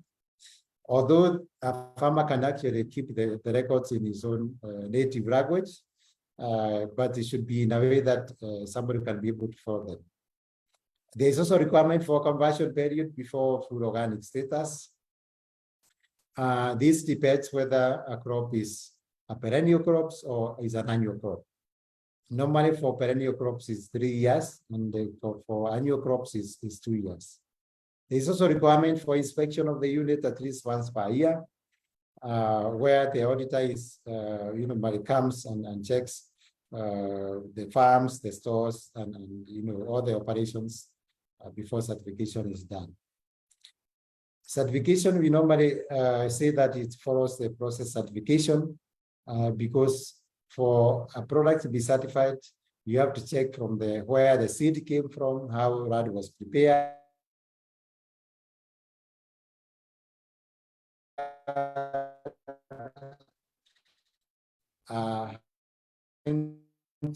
how pest processing was done, if it was done, storage, transportation, and labeling. So certification is not for the final product, but for all the steps that has been followed for a product to move from the conception to finalization of that product. Let me talk briefly about internal control system, because if you are doing certification for a group of farmers, currently in the new EU regulation, they call it a group of operators. If you are doing certification for a group of operators or a group of farmers, then you need to establish the internal control system. And the internal control system, we say, is a documented quality management system, which allows a certification company to delegate the annual inspection to a unit within the group that ensures that all the members within that group are complying with organic regulations. So instead of the certification companies doing all the farmers certification or inspections, then they do the sampling. And then the unit which is within the group of operators or within the operator. Operator here means a company or the person who is in charge of the ICS. they ensure that all the farmers are complying with the standards, and then the certification body comes to sample and confirm that the sample is complying with the standards, and therefore they of course assume that if that sample is complying, then every member within the internal control system is also complying to the standards. So the group has to have a formal internal control system, meaning that it has to be documented. There has to be an internal control system manual, which is showing or documenting all the procedures, the documentation, the systems within the group. Of course, it's required that the certificate is issued as one certificate, because each member of the internal control system has a responsibility of ensuring that the neighbor is also not, flouting the internal regulations, because by checking each other, then they ensure that everybody within the group is complying to the organic standards. And this is how it works. So we have the external inspector, which is coming to check. Of course, we have the producer who is producing. He is maybe processing and doing storage at the farm level. But also we have an exporter who is exporting. So the certifier, instead of checking every farmer, as you can see the arrows here, the bold arrow shows that he puts a lot of emphasis in checking the internal control system, the procedures, the documentation, the systems of the internal control, how it's working. And then he samples some farmers. And once he's satisfied that the internal control system is working, then he is able to issue the certificate. But why the internal control systems comes in is because of the costs, mostly. Because certification cost is quite prohibiting. And if farmers are to be certified individually, then it will be very costly. But if they're in a group, then they can be able to get certification and share the certification costs. Possible structures of internal control system, you can have where we have farmers coming together as a cooperative. They manage their ICS. So they have field officers who are also doing internal inspections. And the cooperative can contract a processor to process for them their products. Or sometimes they can even sell their produce to a processor who also does exports. B is where we have a company or a processor or an NGO holding the certificate. The company is the one who organizes and actually finances the internal control system. He also provides, storage, processing, transport. And he also organizes the farmers, and he contracts the farmers. So we call it option B. It's also possible for that to happen. As I said, the advantage of internal control system is that it reduces costs. It helps in aggregation, because when you have many farmers, they can come together, and each one of them has small volumes. They can bring their volumes together, and therefore they can be able to market together. It also helps to build market access, because a buyer, for example, a person who is interested to export products, he wants big volumes. And therefore, one farmer as an individual may not be able to sell his produce, but when they come together, they can be able to sell. And also it can encourage development partners to come and assist farmers when they are organized. And also farmers can, come up with the innovations. It can be a way of, incubate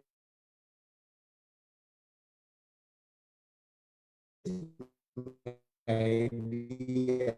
For example, come together. And as advantages, for example, over the years, it has really been focusing on commodity crops, like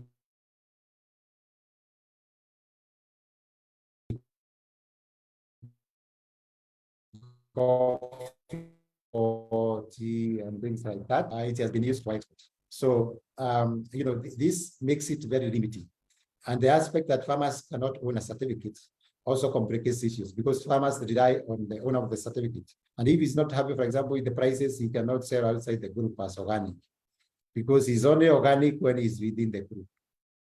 And certification normally is done using foreign standards. So also meaning that, it's not homegrown. Yeah. So those are some of the disadvantages of ICS. And for ICS to work, of course, there has to be producers, there has to be staff who are training farmers, they are keeping documentation, they are also organizing for buying and storage for produce.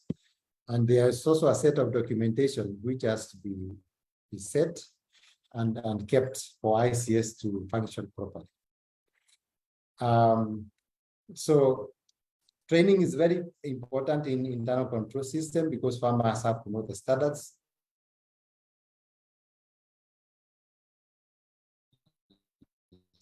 There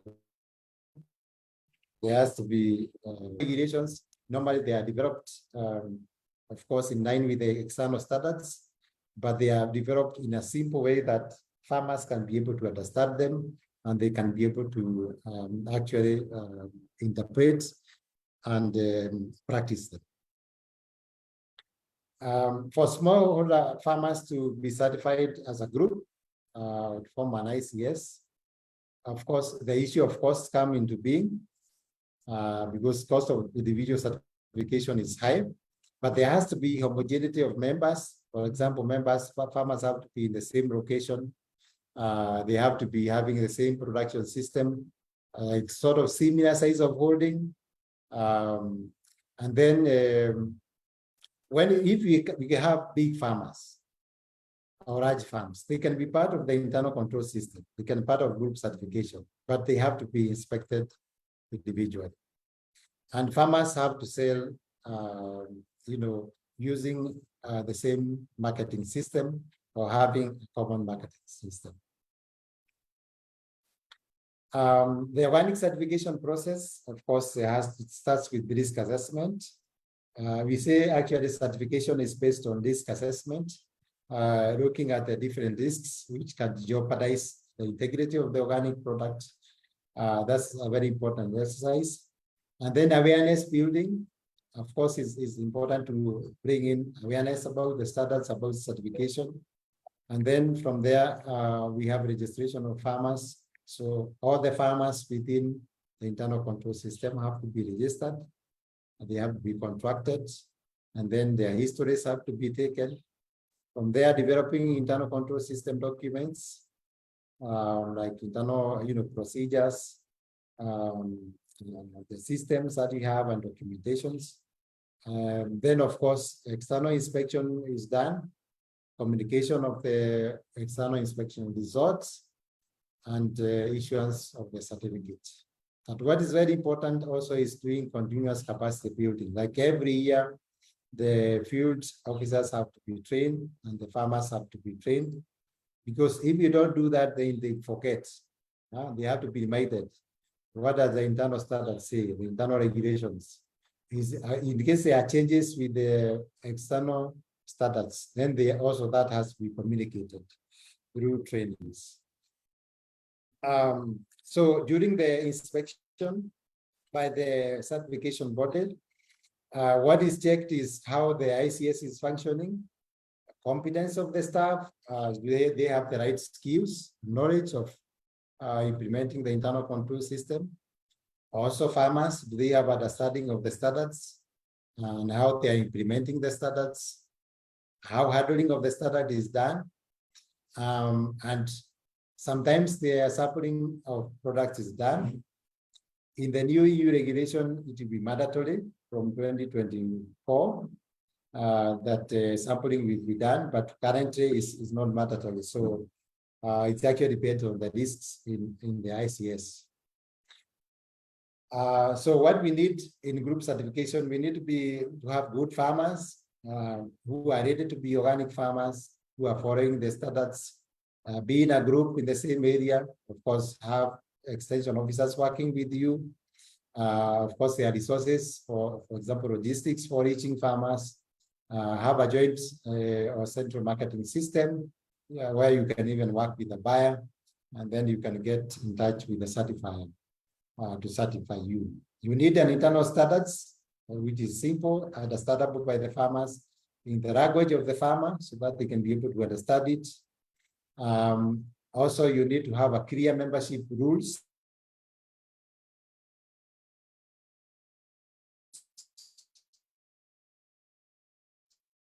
Who can join as a member? Who from the group? Of course, you need to have a list of your members, registration documents. You need to have a commitment like in a contract, and then agree on who should pay for certification. And this is a process flow of how certification is done, from showing interest as a farmer, as a company, as a producer. And you set an application form, then the application form is considered. As an auditor is assigned, or inspector.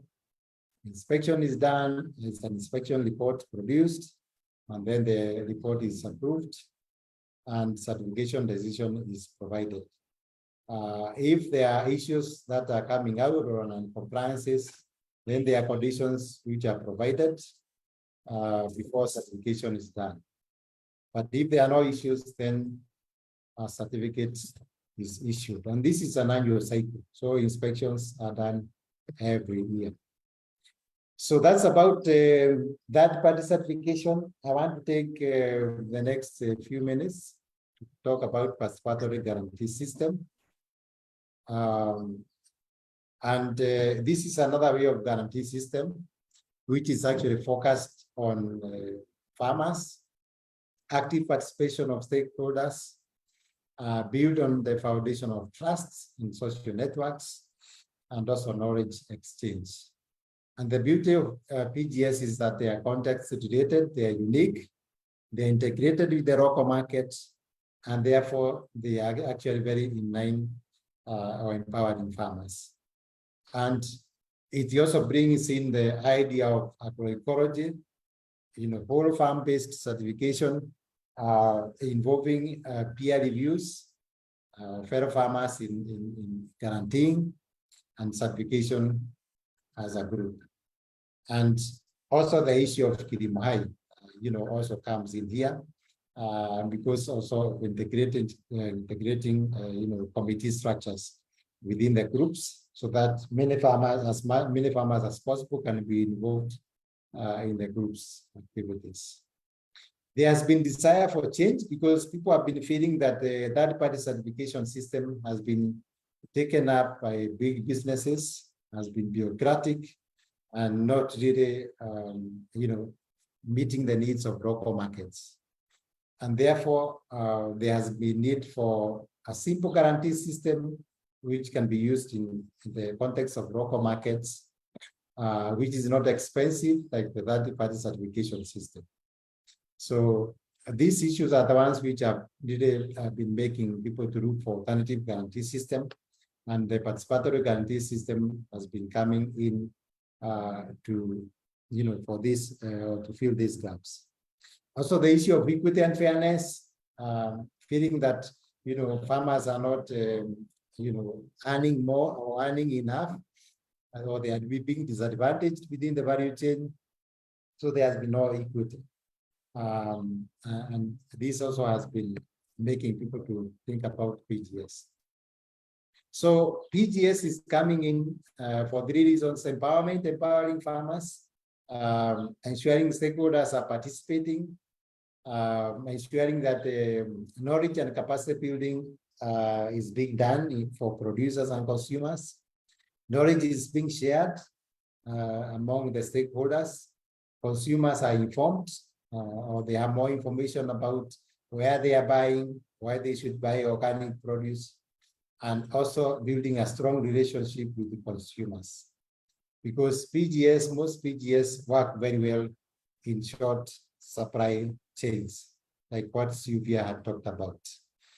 So the main aim or goal of PGS is improvement of livelihoods, but also we have innovation of the food systems.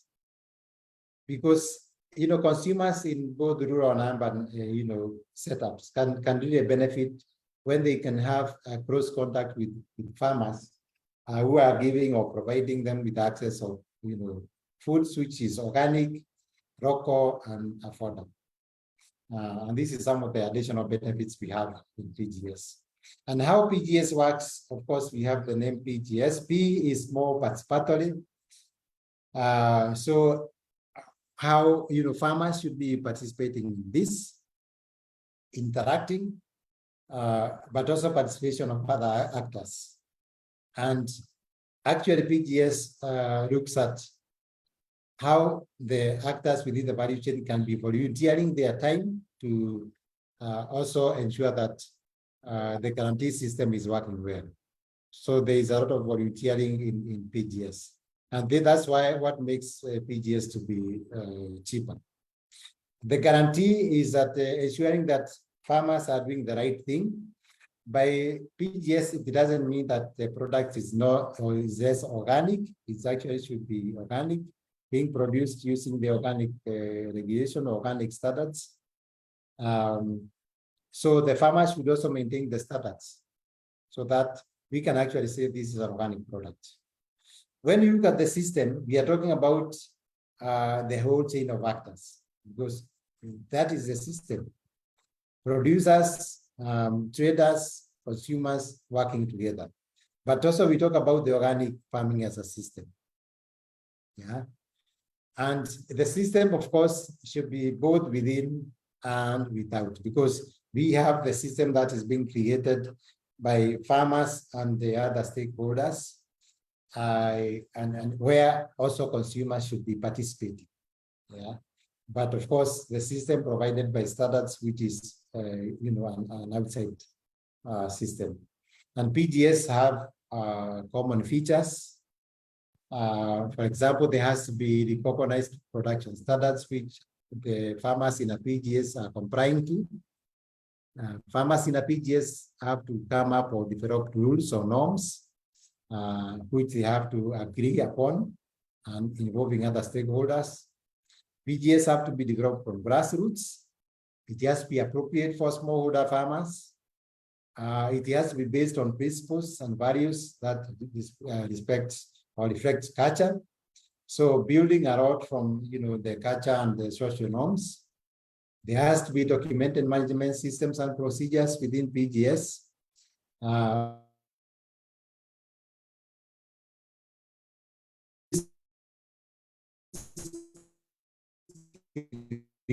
Transparency. Yes. So farmers have to have a way of peer reviewing or checking each other. Yeah.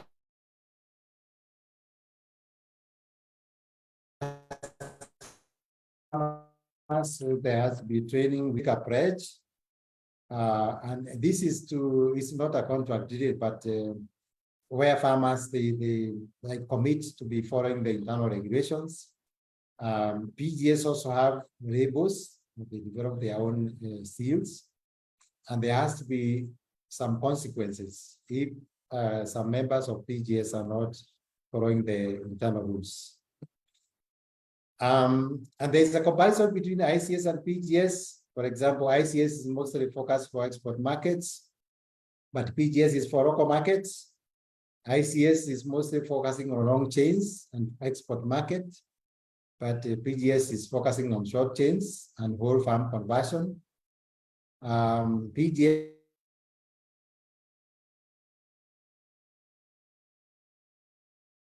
ICS provides, but I do certificates for members. In ICS, if one member is not complying with the standards, then the whole group is jeopardized. But in PGS, if one farmer is not following the standards, one farmer is removed and the PGS continues.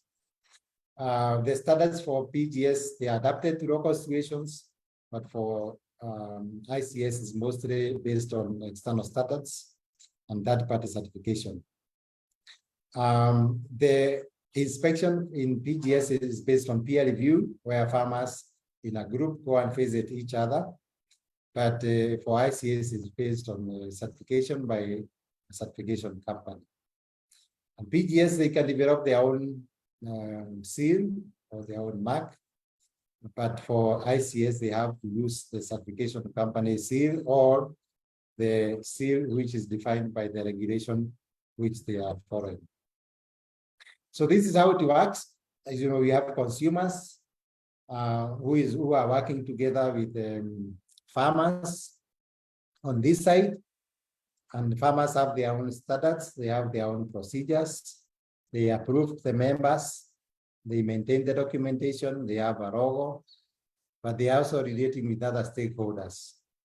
And they normally go and check each other using the annual farm visits or assessments. But also there is what we call the social control, because they also check each other when they are doing their trainings, when they are doing their field days. And we can also have stakeholders like NGOs, extension staff, even governments participating in PGS.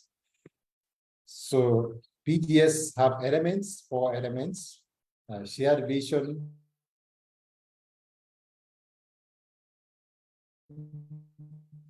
stakeholders, there has to be participation, there has to be transparency, and trust. And also PGS is a running process, and we also have horizontality. So the vision is for all the stakeholders, from farmers to NGOs, to other industry players and consumers. Participatory is where we have all the members within the PGS and stakeholders participating in the guarantee system to ensure that actually the guarantee system is working. And as I said, it's based on more on voluntary participation.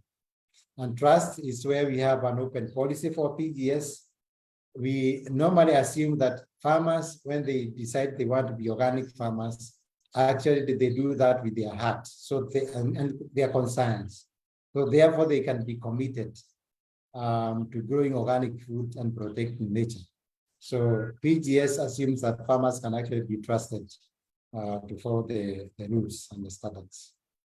Transparency comes because there has to be openness and transparency, public access of documentation, and farmers should be sharing information about their PGS in meetings, in workshops.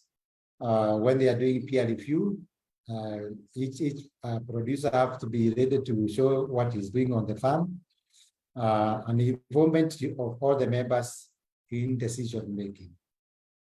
Horizontality is where we have rotating responsibility.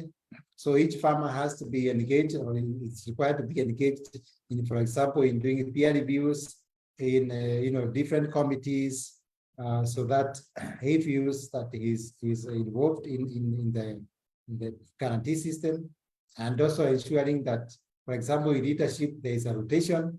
We don't have just one farmer being the chairman or the committee all the time, but each member has a chance to be involved in decision making. And PGS normally gives high priority to running process, sharing of information, bringing interaction. For example, farmers, coming up with, for example, a field day for exchange running, where they visit each other and they learn from each other, so that they can share their experiences. So that is the end of my presentation. I would like to welcome some questions, and we can have some discussions, maybe for a few minutes. Thank you. Thank you so much. We have all learned a lot about certification. There are so many questions on Facebook, so I want to go straight ahead and ask. So we have a question from Elfans, more of a comment. Certification of both farmers and cooperatives is envisioned to open up mass market opportunities. The only hindrance is the process and charges. Maybe you can just comment on that. That's from Elfans. Yeah, and that's a good question, because certification normally it takes time. And normally, when you are doing certification for exports, I give myself a minimum of 3 months to get the certification process, done. It can take a long time if there are many issues coming into being. Third-party certification is expensive because these companies are private companies, they are profit companies, they are for-profit companies. So their aim is to make money. The other thing that I say is that because there are many certification companies, if you want to get certified, you can actually ask several companies for a quotation, and then you can go for the cheapest, option. So I agree with him. It's expensive, bureaucratic, but for market access, is quite important.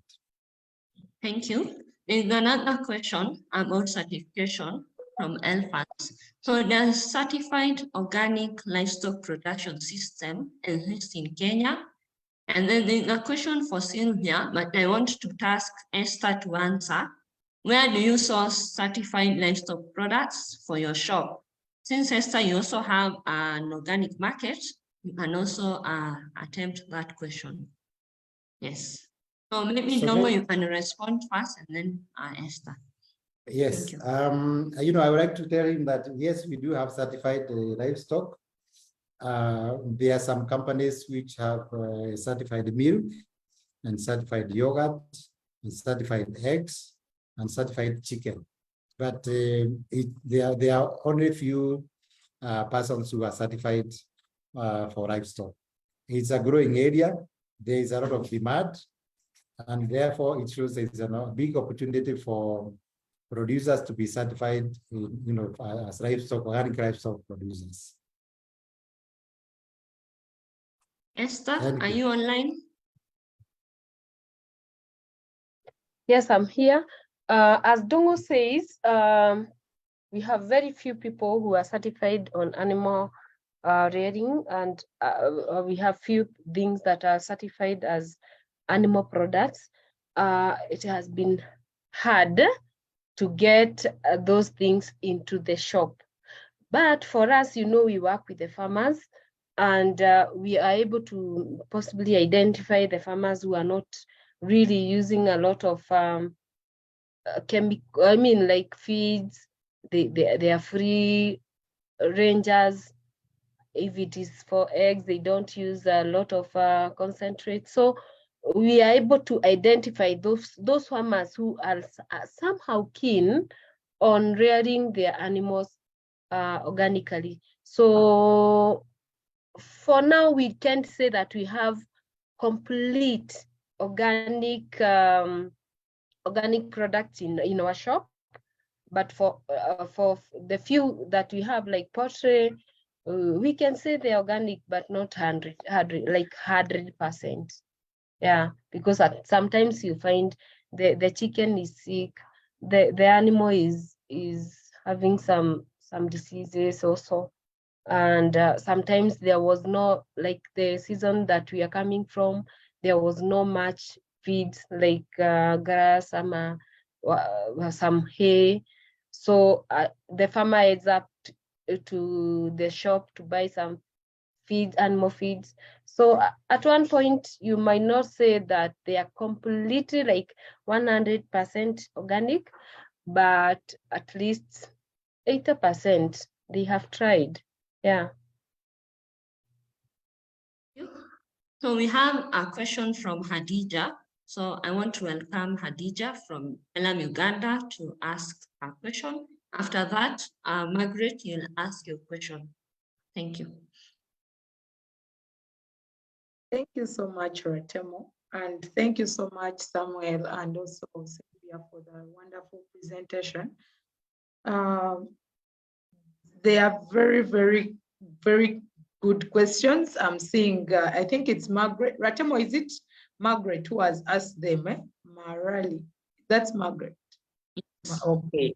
Okay, they are very key. I'm just so excited to get the responses for them.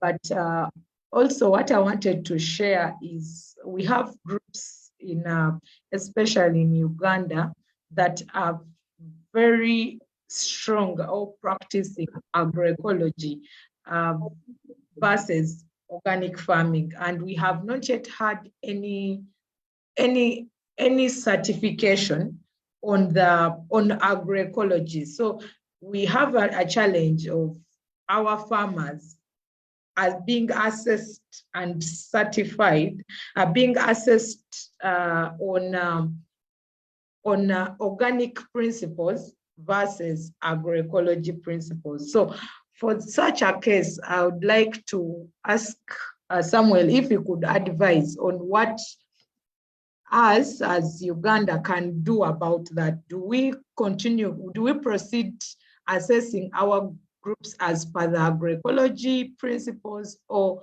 organic principles? Then another one is on I had written some questions here on certification of PGS. Where does it have to start and where does it end? But I'm just seeing Margaret's questions, once responded to, will really inform the questions I had. Thank you. Maybe, Margaret, you can ask your question so that Nongo can just answer at once, and then I will go to our Facebook questions. So Margaret, please read out your questions. Thank you. Thank you, Ratemo. I have some flu, so I was running away from asking them orally. But here is an opportunity. Thank you so much, Samuel, for the very interesting and great presentation, and also Sylvia, although I joined late for Sylvia, but I caught up with what she presented. Thank you, well done. So my question is actually, for the sake of others, just to understand as well. They are, what is the certification process of PGS? You know, you mentioned some elements of PGS, and who does the certification in that case? And then what's the difference between the PGS, any PGS label? Because you also say the groups can, form their own seals and labels. So what's the difference between the PGS label and the Kilimo High mark? When do we use which one? Which one do we use when? And then my other question, I think still on the same, what's the certification process for now using the Kilimo High mark? And who should facilitate the PGS establishment to the level of now a group saying that they've been certified as PGS group with their name and their label? Thank you. Thank you. I welcome Dongo. You can start answering the questions from Hadija and Margaret. So thank you, Margaret and Hadija, for the good questions. I think they are very interesting questions. About agroecology principles and organic principles. For me, I don't have a clear answer for this, but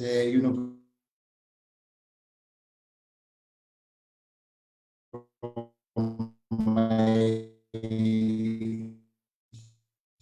agroecology principles, yes, but we don't have agroecology standards. So you can actually not certify a farm to be a certified agroecology farm. But because organic as a concept was developed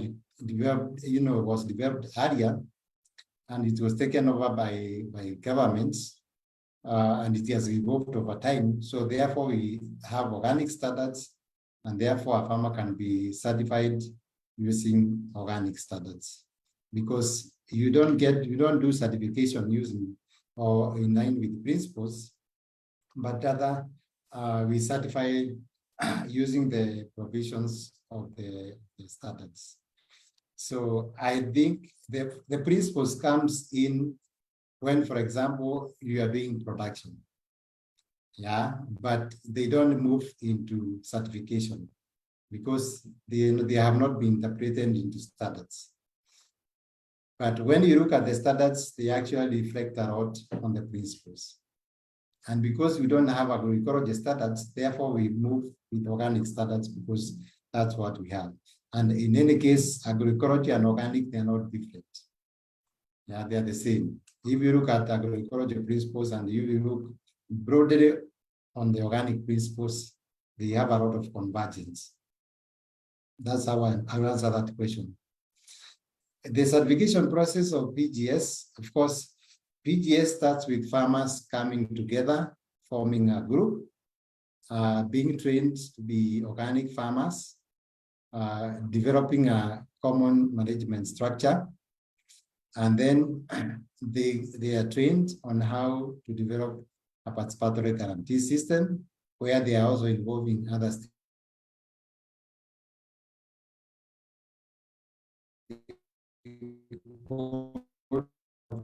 procedures. And in terms of that, the person who is facilitating could be an extension staff.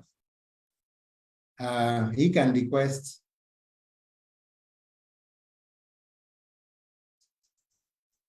and then when we do, we give an approval that the PGS is actually following the, the principles and the features of a PGS. So currently, as KCOA, we are the ones who are doing the approval of PGSs in Kenya.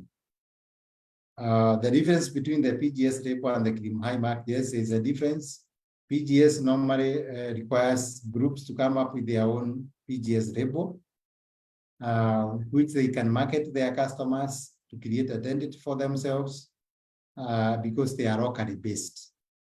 Kilimhai is a national mark. So if, for example, the PGS groups want to graduate and start selling their products in the supermarket, then they will benefit by using the Kilimhai mark because it is promoted nationally. And therefore, people will be able to know or to associate their products as organic when they see Kilimhai mark. But if they are marketing locally, then they can use their own label. They don't need to use Kilimhai mark. And how you get Kilimhai mark is simple. You have to be either be that third-party certified or to have a PGS.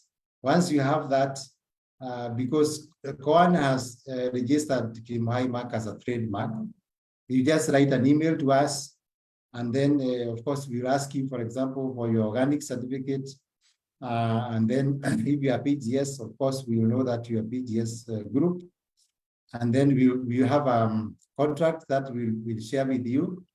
You sign the contract, and then we allow you to use Kilimhai mark.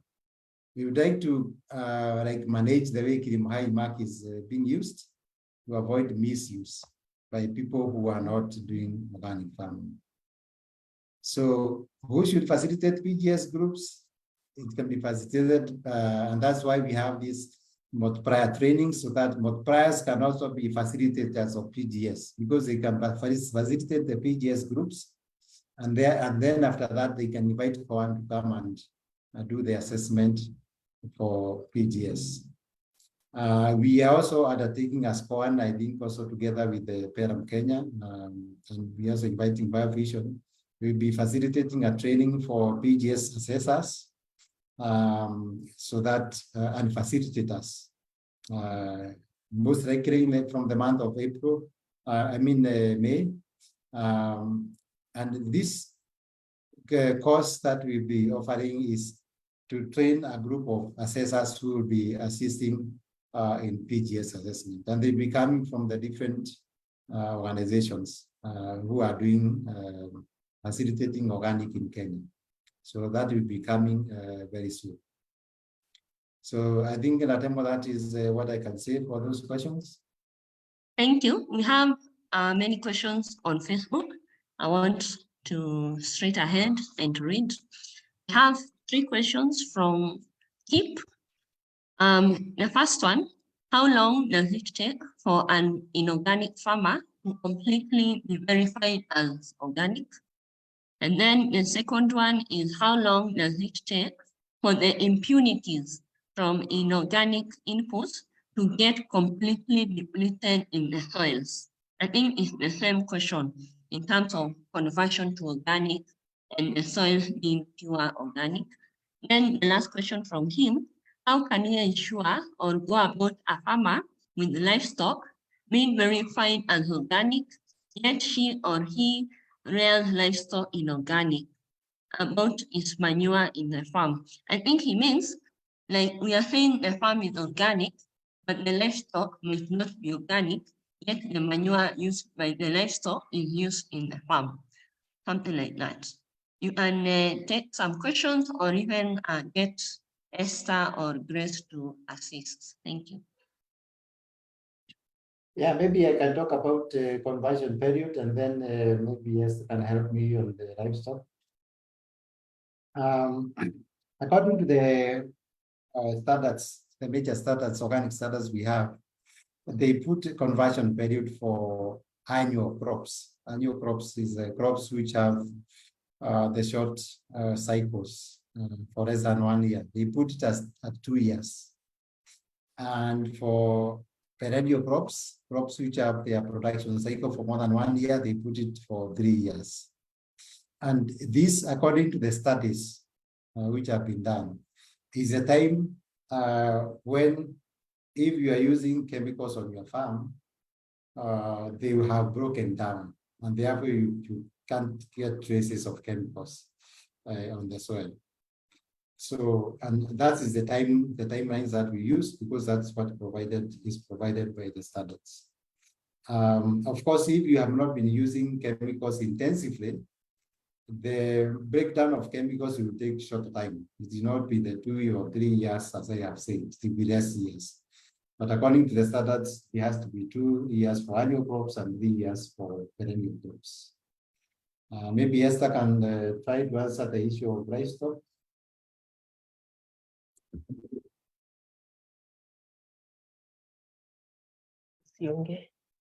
Can I have the question again, please? Yes, I can repeat the question. So the question is from Kim about how can we ensure or go about a farmer with livestock being verified as organic, yet he or she rears livestock in organic, about manure. I think he means we are saying the farmer is certified organic, yet the inputs, which are manure from livestock, the livestock are being reared inorganic. So how do we go about that? Of course, that is a controversy. If an organic farmer is rearing his animal in not in an organic way, like for example, they are zero grazing, they are feeding them with the concentrate, they are giving them things like hormones, or they are not even giving hormones, like, but giving them some drugs, and that same manure is used to feed the organic farm, then there is a lot of contamination, and that is where Mr. Dongo was talking about contamination using the chemicals and drugs that we give to the animals, even the antibiotics. So I am not so sure if I would really certify that farm as an organic farm. Yeah. I just wanted to add that as I is saying, if manure can be handled properly, for example, the farmer is not spraying near where the manure is, then there is no problem. Because if, for example, the livestock was injected with antibiotics, even if you will get that in the animal waste, there will be breakdown before, for example, when you do compost, they break down, and before you take it to the farm, there will be no traces of those antibiotics. So unless you are spraying near the manure, if you handle the manure and you do composting, yes, it will be allowed that it will be used on the organic farm. And therefore the farm will be organic, although the livestock is not. Thank you. We have another question. I think this one is for Dongo, since you work with KCOA, from Elfans. Certification of smallholder farmers who avoid synthetic fertilizer and pesticides and will remain difficult in Kenya due to lack of information or capacity building, scant government support, and high costs of getting certifying documents. Do we have data on certified organic farmers in Kenya? Yes, we do have data. We collect data on organic production and markets as KCOA. Though we can't say that we have very exact data because we also have challenges collecting data. For example, we know that currently we have about 48,000 farmers who are certified organic and participating in export markets and also local markets. PGS groups, we have 25 groups with about 600 members. So we do have those statistics available. That's what I would say. We are planning to have a way of publicizing this data and statistics, which we'll be doing starting this year. Yes, another thing, when I went to KCOA website on the maps, I saw they have a map where it shows the organic farmer, where they are from. Maybe once they populate all the data, they'll share to all our multipliers and all our participants online to learn where our organic farmers are. If I'm not wrong, no, there's some information on your website on some farmers and markets available. Sure, that's true. We also do that on our website. So there's a question from Hadija. What could be the implication of cross-border certification process? For example, KCOA certifying a PGS group in Uganda for a Kilimo High mark.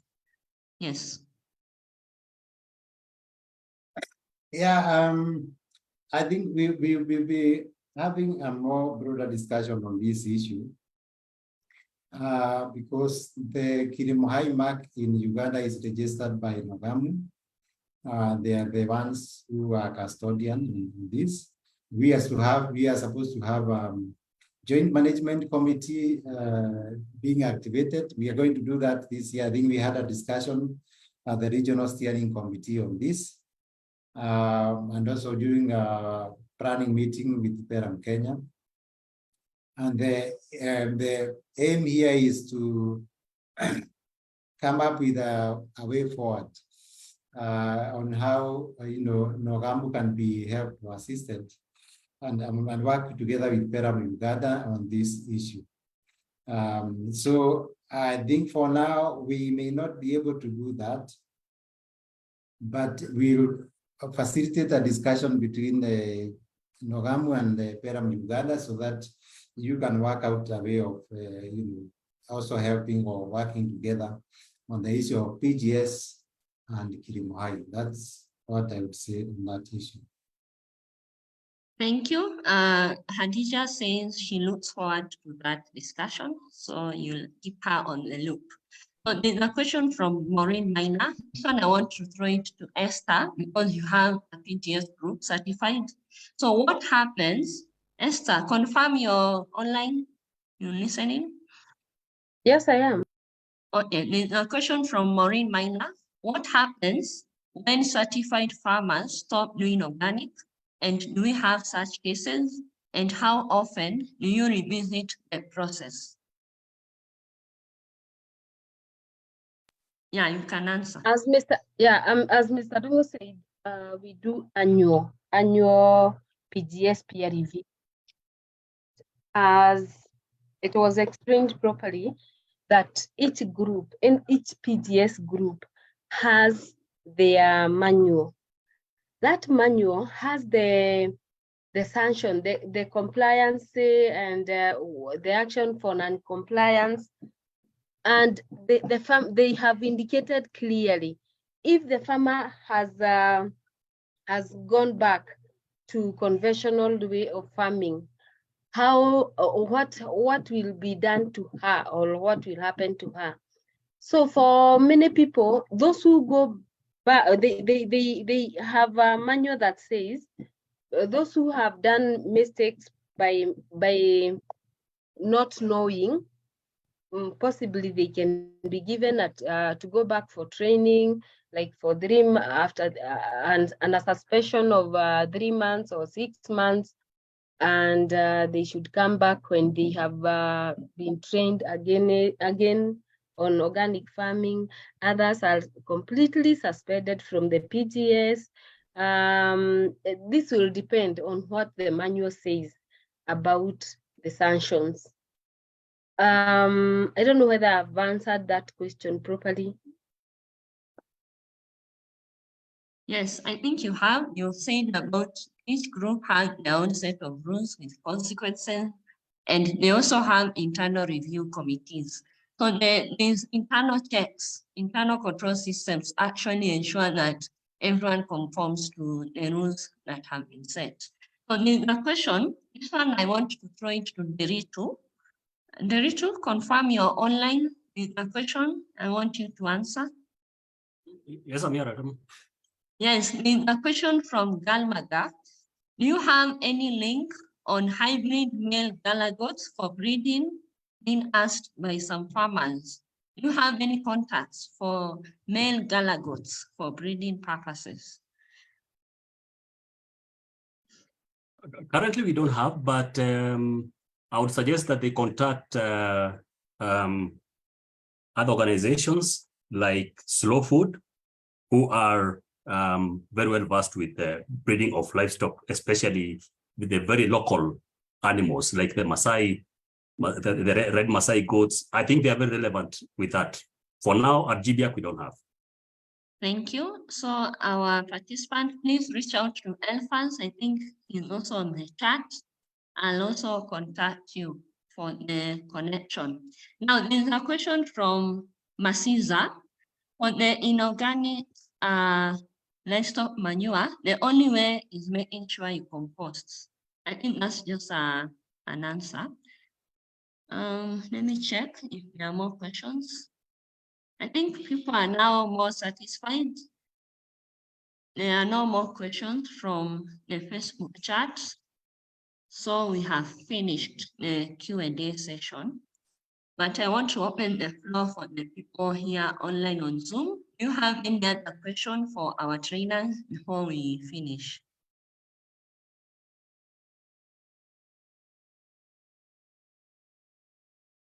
Okay, if not, I'm seeing a comment from Dominic in terms of providing a certificate of participating for Multipliers. That one I'm going to reach out, ensure that you register your email. I'm going to post it on the chat. Please ensure you register so that in case we produce, you don't miss out. We have not produced yet, but we are going to have internal meetings at Pelum Kenya with our master trainer, and then we'll let you know on email. So ensure you register your email and names there. Now, I want us to finish the session for today. Apologies, we went overshot by 25 minutes, but I think this topic is very, very necessary because as much as we are seeing our farmers to produce, where are they selling? So we need to understand more about organic markets and certification. And I believe all of us, we have learned something, either something new or an addition to something you did not know. So for now, I want to request Nongo to stop projecting, and then all of us who are online to turn out to switch on our camera so that our participants know who was online, who was the trainer, who was the support. Yeah. And then we invite Nongo for a parting shot before we finish. And then I invite Margaret to say something from the Vision Africa Trust. And then also I'm going to invite Deritu to say something on behalf of the master trainer because this is the last session for the online refresher. Thank you. Thank you, Ratemo. I hope the participants can be able to see me clearly. I think what I can say is certification or the issue of guarantee system is quite important as an interface between the producer and the consumer, because the only way we can be able to talk to our consumers that the produce that we are producing are organic is through a credible guarantee system. And I would encourage our master trainers especially to work towards having their groups PGS approved. Prepare the groups. Of course, now we have some knowledge, some skills that we have done through our trainings and also this refresher course. So please do that. And in case you have any challenges, you can reach out to myself or any of the master trainers and we can assist you to form a PGS group and to have it approved as a PGS group. So thank you very much for participating, and look forward to more interactions and ensuring that we expand the organic products in the market for the future. Thank you. Thank you. You have heard from Mr. Novo. You are now master trainers. As much as you are trained as multipliers, right now you're in the level of master trainer. So please ensure whatever content you've learned, you take it to your farmers so that they can also impress PGS. Yes. So I welcome Mr. Derito to say something on behalf of the master trainers.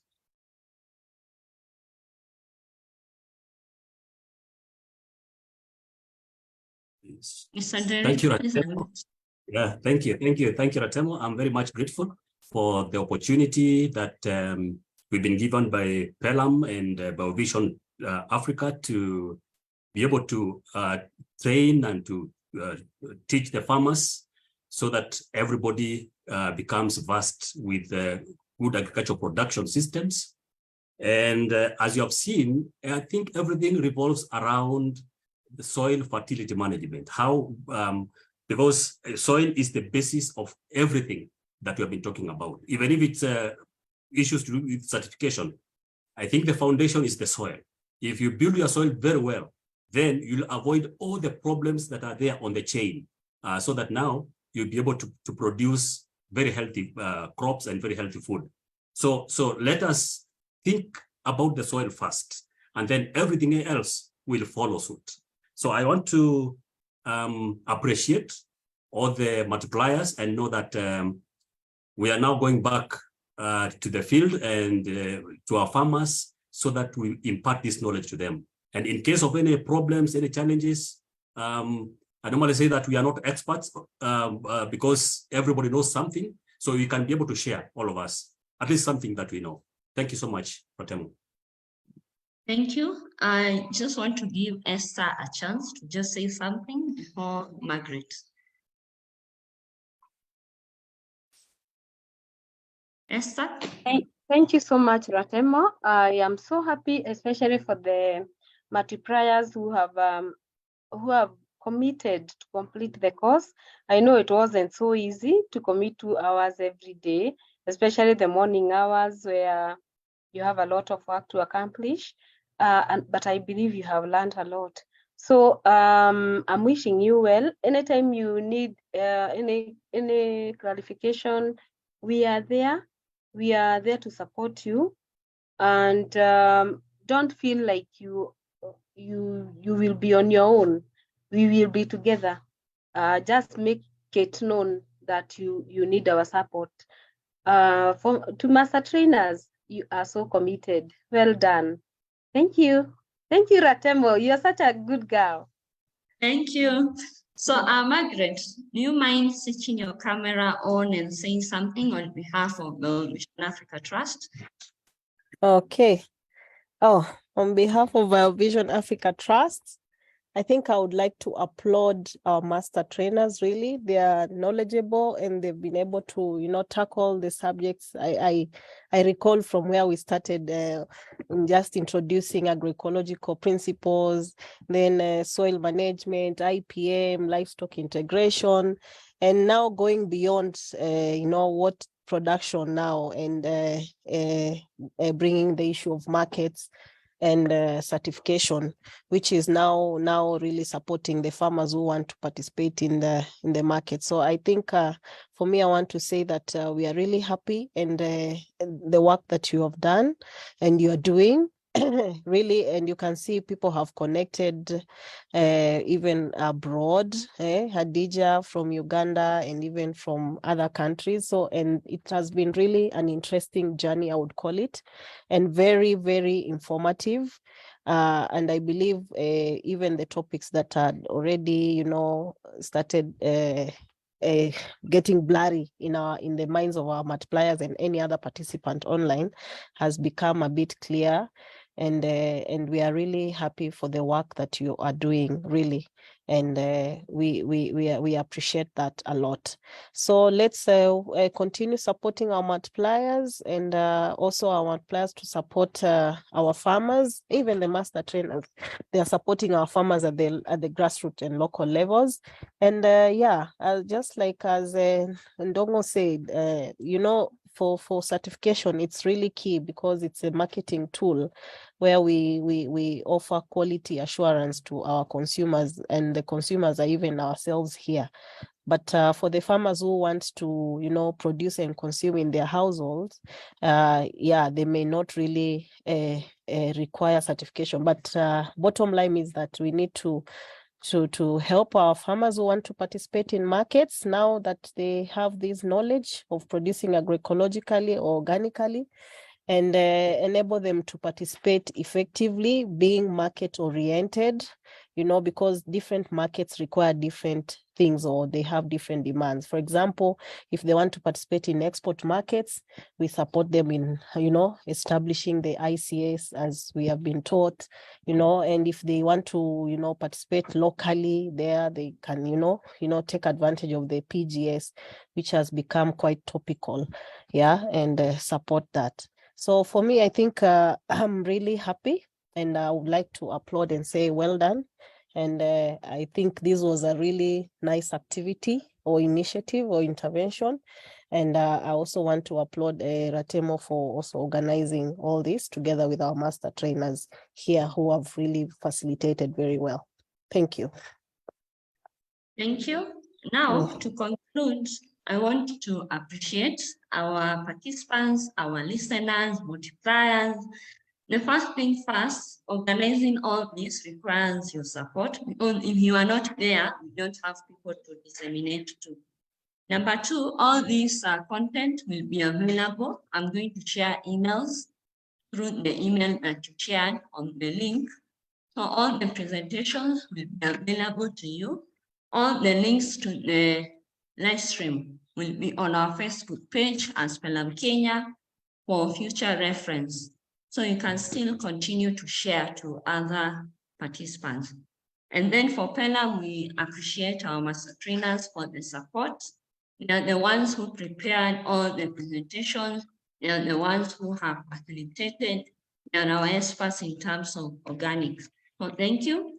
And now in terms of the next steps, for Pelum, we also have some monthly webinars we are going to do with our master trainers.